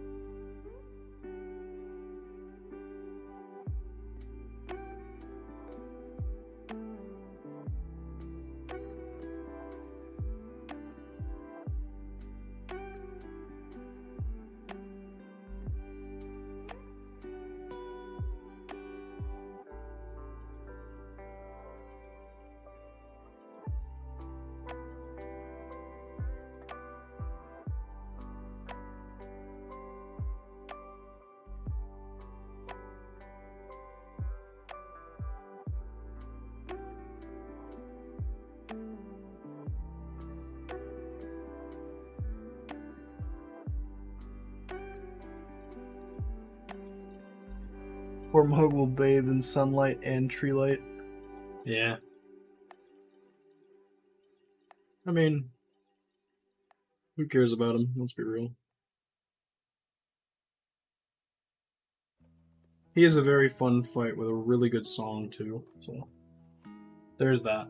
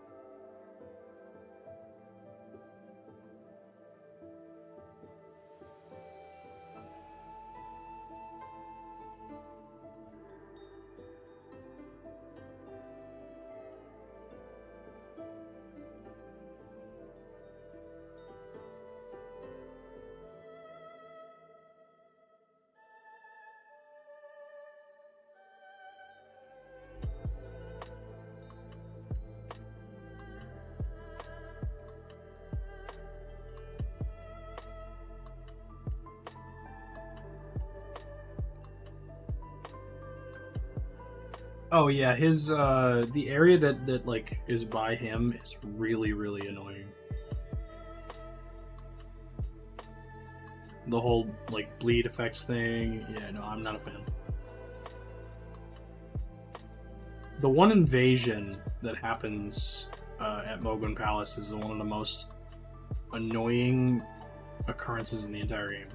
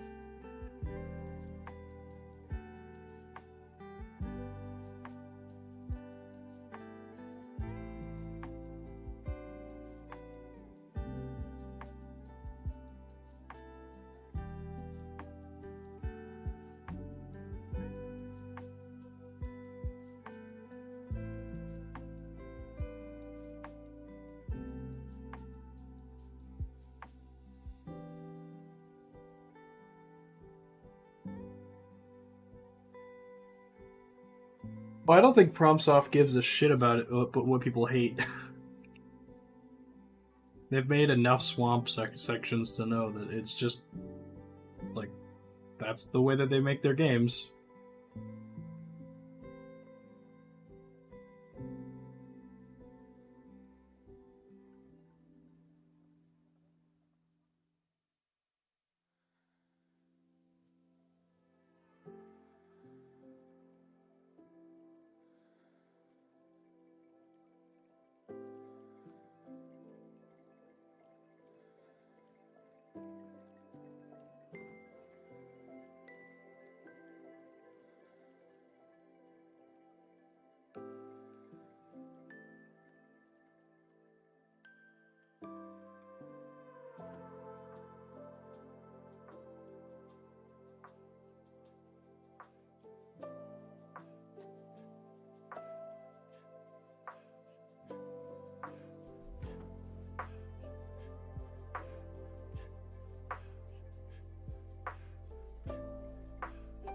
If people are complaining about how hard a game is, I think FromSoft calls that a victory. I'm being honest. If they're like, can we add a difficulty slider? They're like, yeah, we succeeded.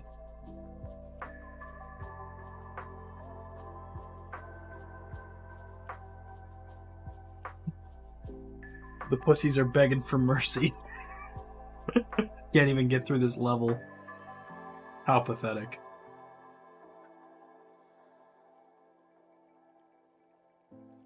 Fucking trolls, exactly. They're like, wow, you guys are complaining about that? Just mash R1. Idiot.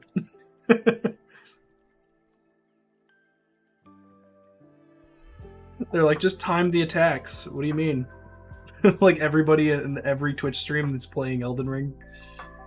Every fucking chatter. Just roll. Just roll to the right, bro. It's not even that hard.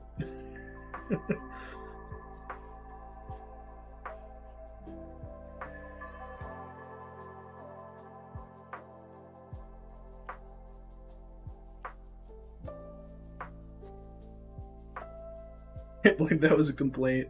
Yeah.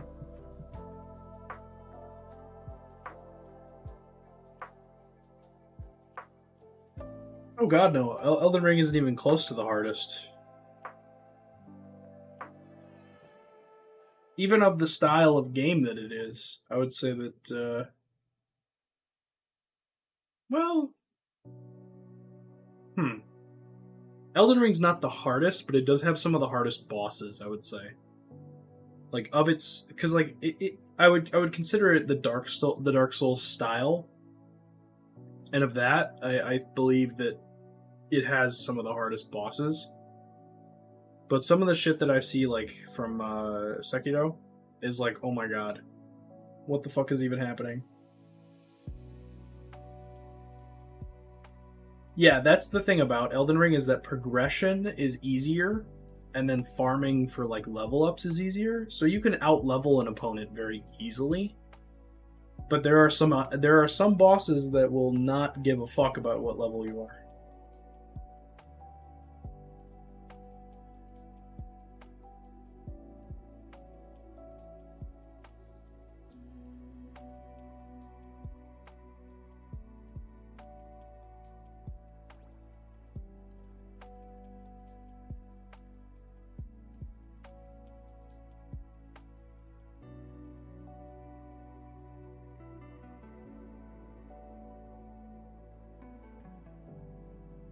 I would say it still maintains a healthy difficulty level, but it's definitely easier than other games because the mobs aren't as they're not as hard, because you can out-level them, or you can just grind to get to a healthy level to where it's like easier.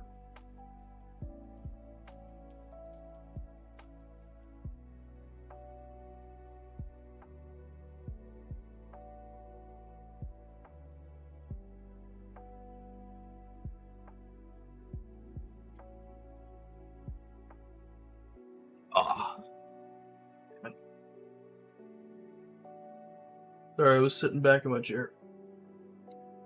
Yanked the cord out of my headphones, though.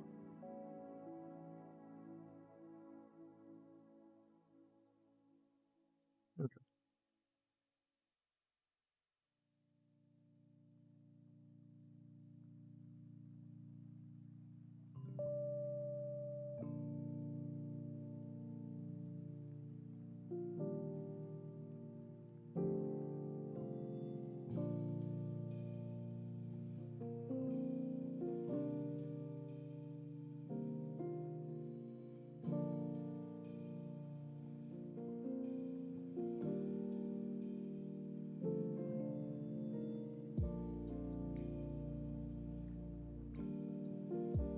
Yeah.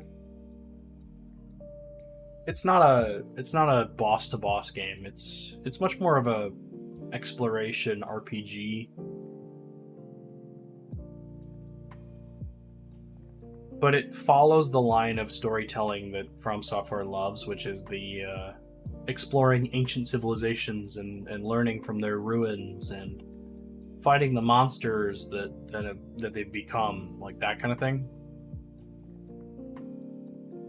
But it's definitely like an adventure RPG rather than with like very good and tuned combat, but like because of course it's them. But it's not a linear storytelling sort of game.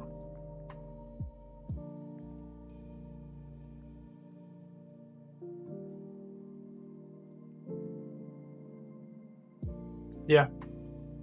No, they nailed it for sure. I spent a long time on it too, which helps.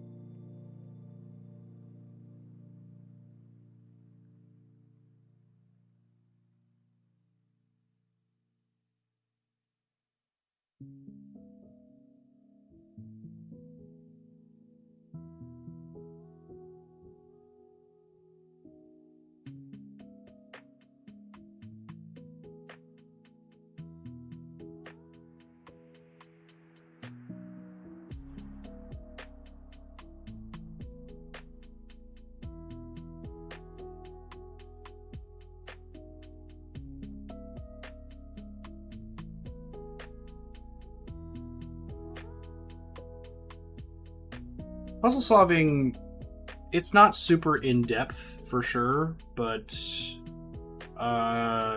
it's there. But like it's nothing like super crazy complex, which I don't expect it to be. But like also, you have to call it like you see it at some points to be like, hey, it's not a puzzle solving game.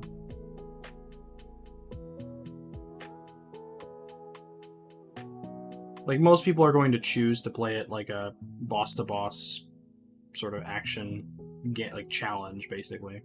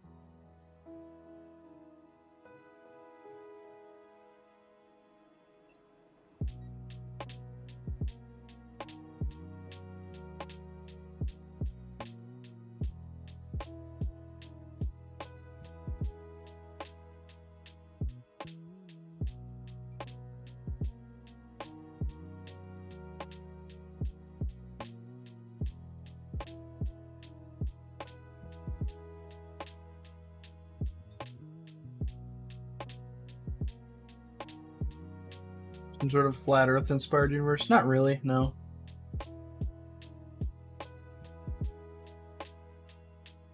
More of just I had an idea to put like a fantasy world on like stairs and have the oceans sort of like spill into each other, kind of like a fountain.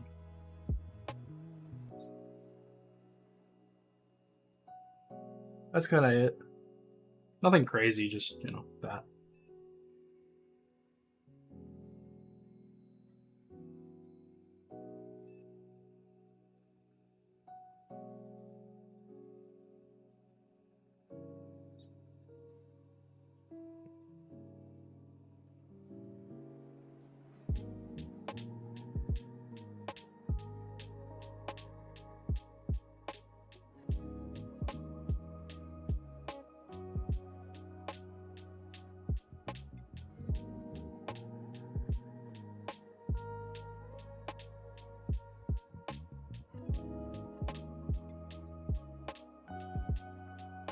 Yeah, pretty much. Pretty much like that, like tectonics, but in like a mound of like cliff, like a cliff pyramid. Yeah, kind of the way that I'm thinking about it.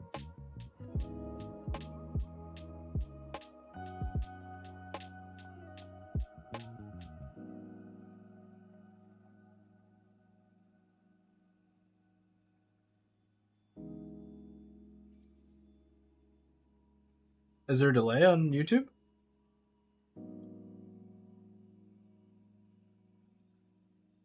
Oh, I think there's chat delay. Yeah, I think that's the.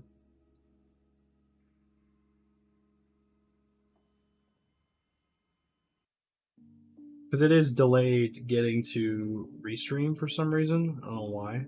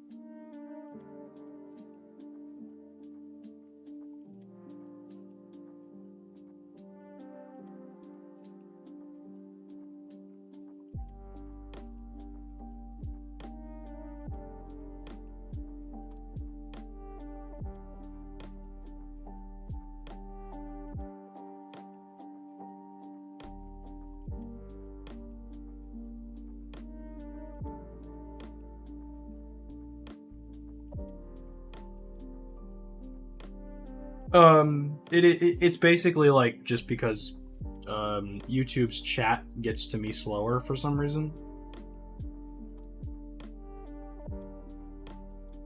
It's a combination of that, and also I'm not always looking at the chat, which is on me. Sometimes I get caught up in what I'm doing, which will happen, but whatever.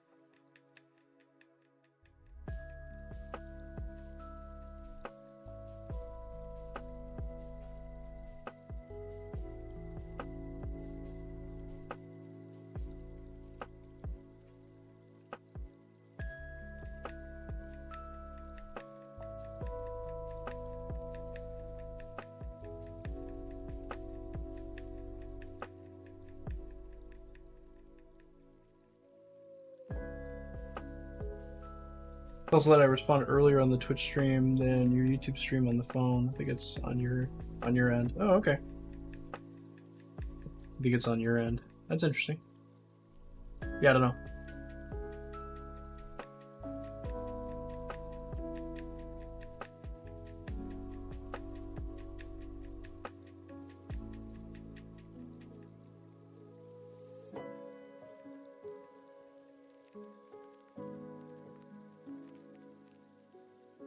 Not sure what the exact cause is of it. But.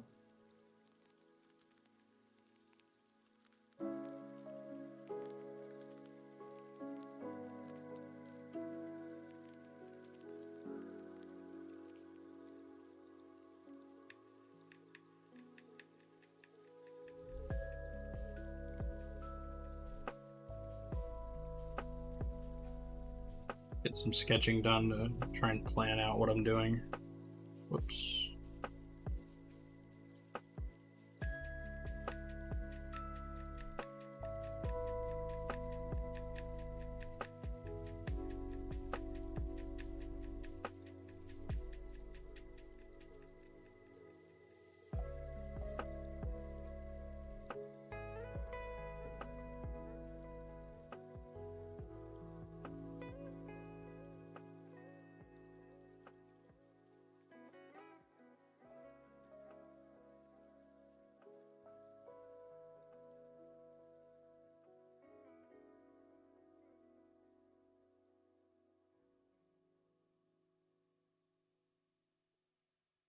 The fact that you can't send bits is triggering you.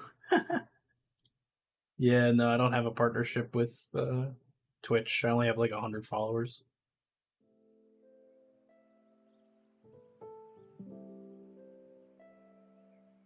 It's annoying, but whatever.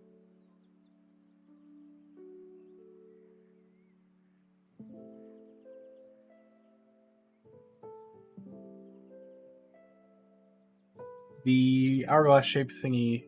This? Is that what you mean?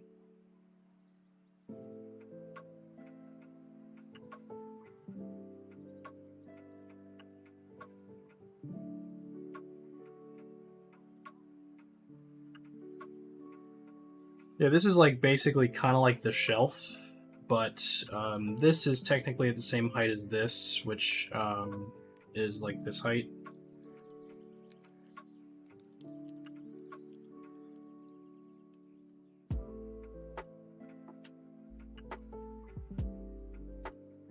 So, you know, there's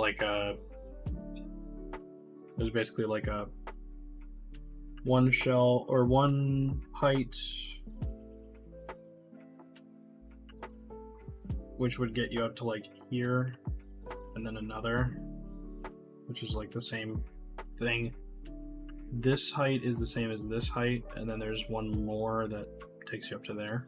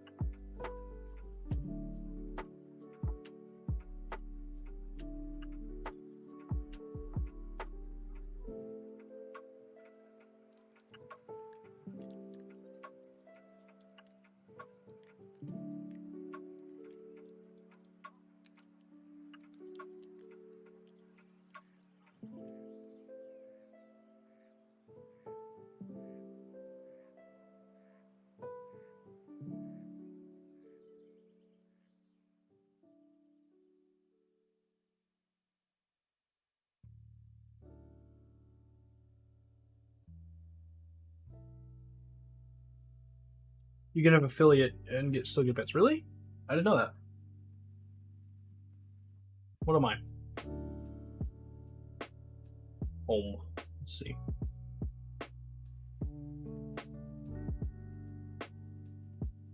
Almost an affiliate. Average 3 concurrent viewers. My average is 1.97.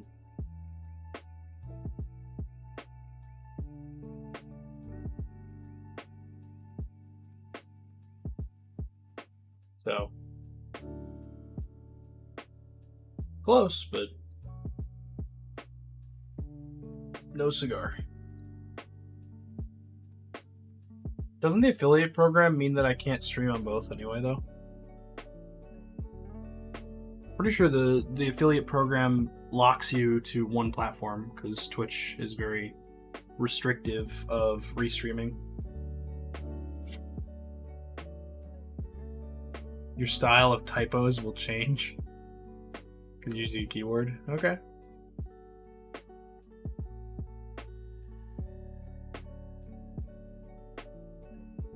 Oy, oy, oy.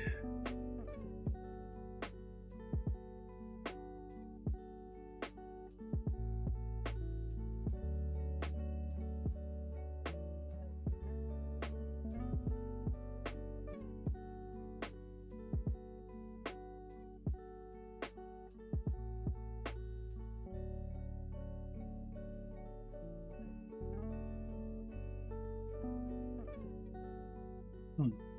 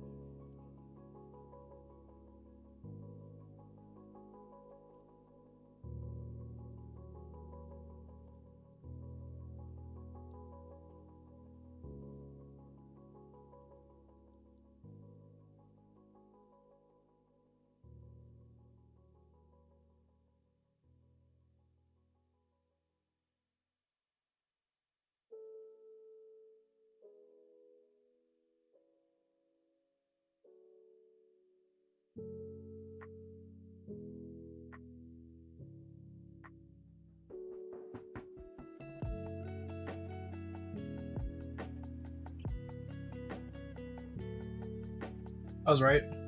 You can stream in other platforms, but not at the same time. Yeah. I thought I remembered that as like a restrictive rule that they had put in place. I think it's dumb.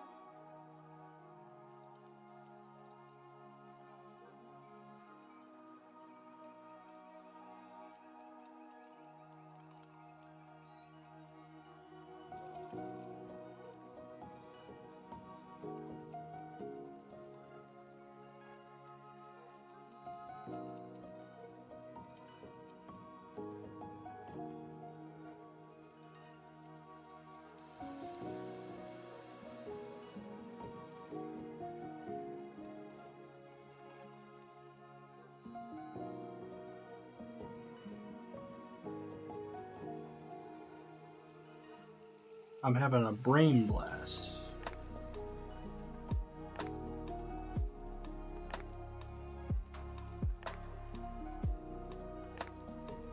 Hold on. Jimmy Neutron style brain blast real quick.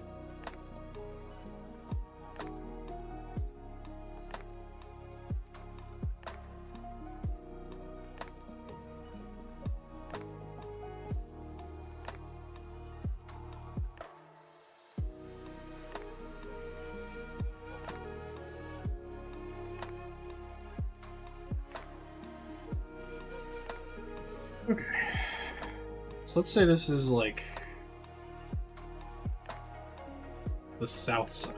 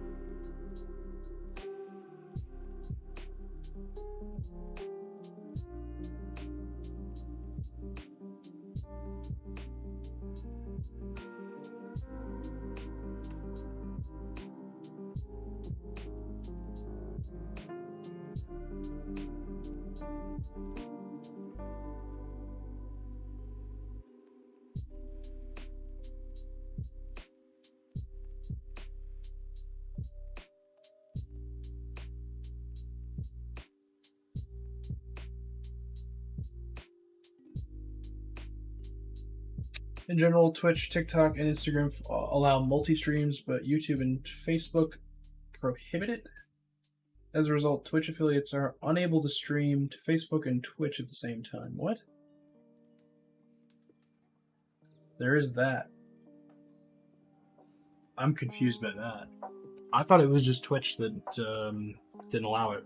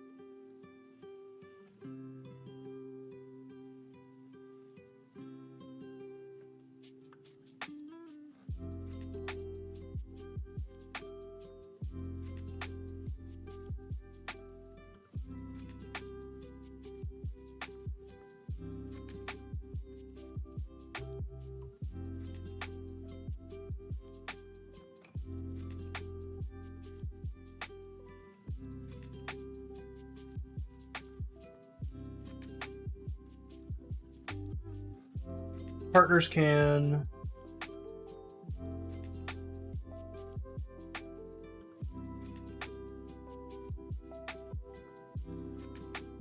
They won't have that as an option.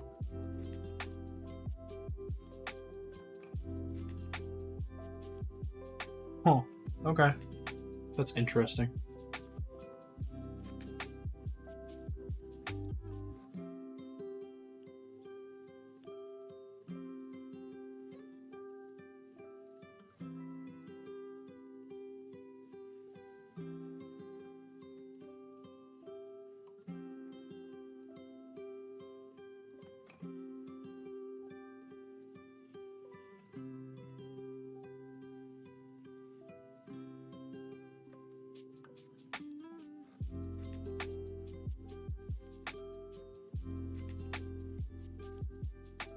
Just kidding.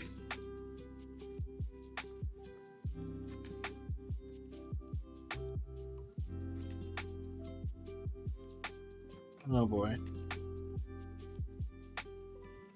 What you're saying is it's a complicated subject.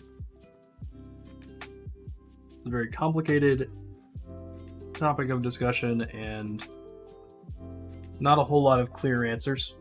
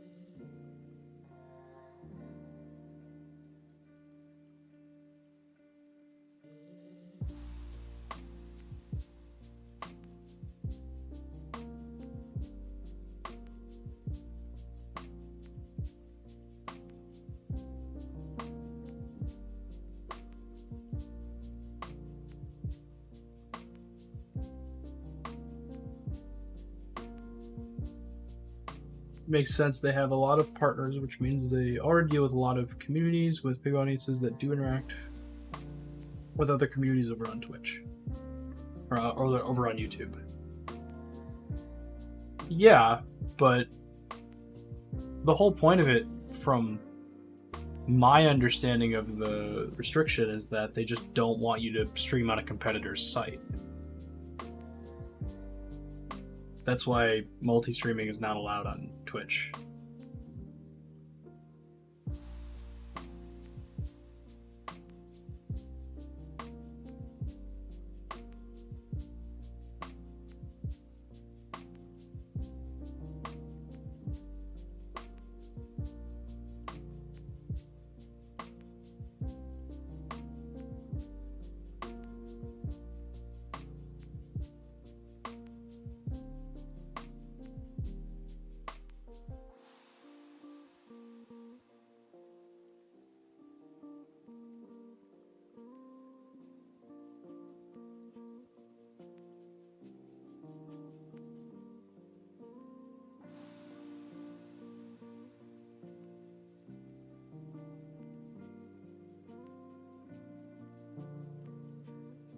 So if they have the affiliates that are a lot more than partners, but communities are not large enough,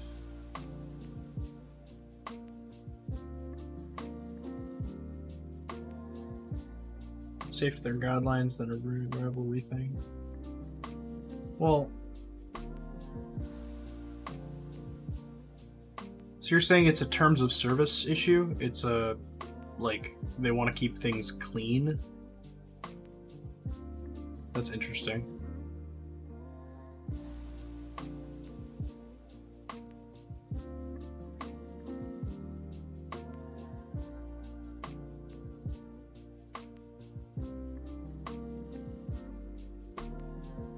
Oh, I find that weird. Not super strange, though, I guess.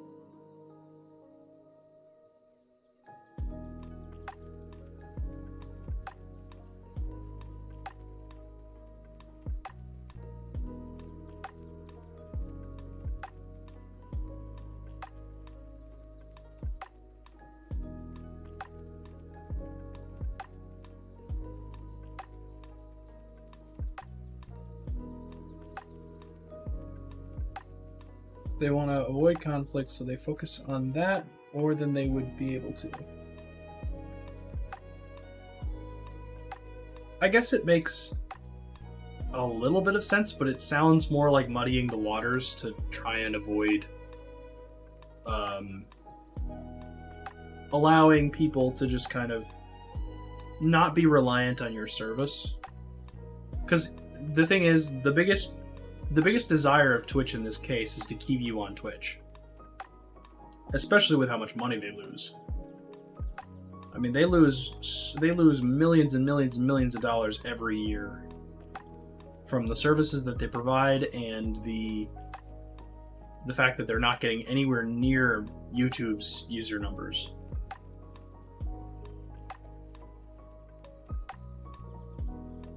Yeah, I just think that it's, if that information is out there, I think it's more so that was put out there by those who want to sort of cover up what they're actually trying to do. Because it seems to me like it's pretty much cut and dry marketing. You know?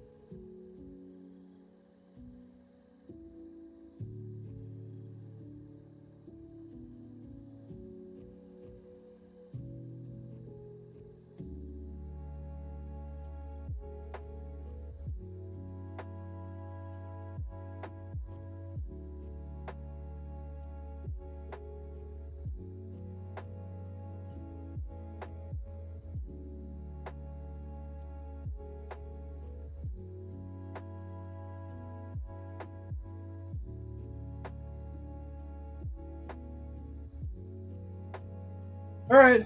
Thanks for hanging out, man. I think I'm gonna end anyway. But thanks for stopping by.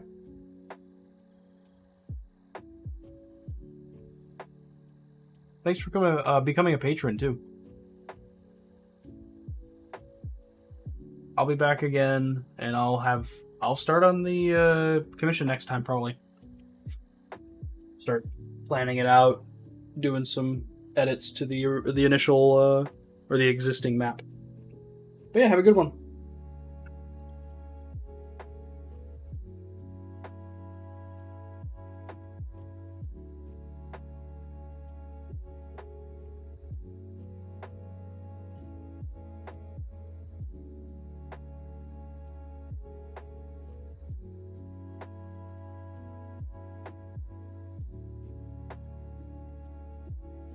With that,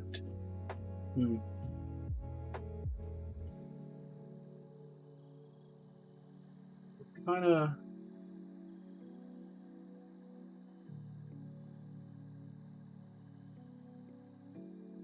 That's planning. And that's what we have from the world map. So I'm thinking that this is going to kind of be just a snapshot of it, like that. And then there's going to be other sections, like over here, here, here, and then up top. That's going to be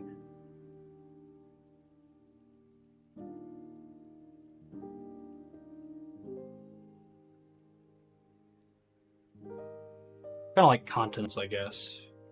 So if the Wizard's Shelf is like a country, the wider picture can be like a continent. Kind of like that.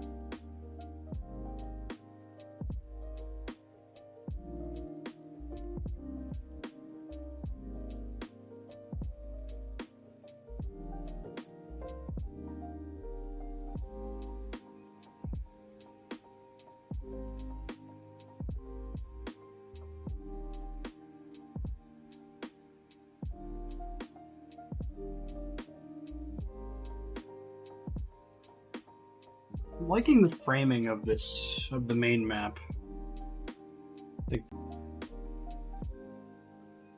Huh. Can you hear me? OBS just told me I got disconnected. That's always fun. That's always fun. Okay, well, I'm super loud on there.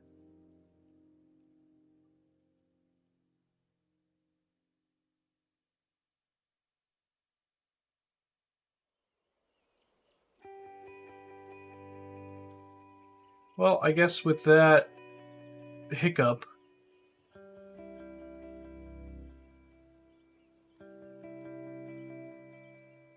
phones are a thing. I was actually going to end it because I've gone on longer than I normally would anyway. And I got to eat something, and then I'll probably edit. Now that I think about it, kind of got on that mindset that I'll probably edit something together. So,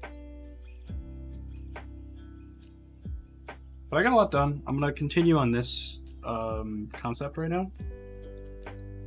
Well, not right now, but like for now on this piece. But yeah, thanks for watching. Kind of want to. Yep. Thanks for stopping by again, Michael. Thanks for hanging out. I will get started on the commission next time.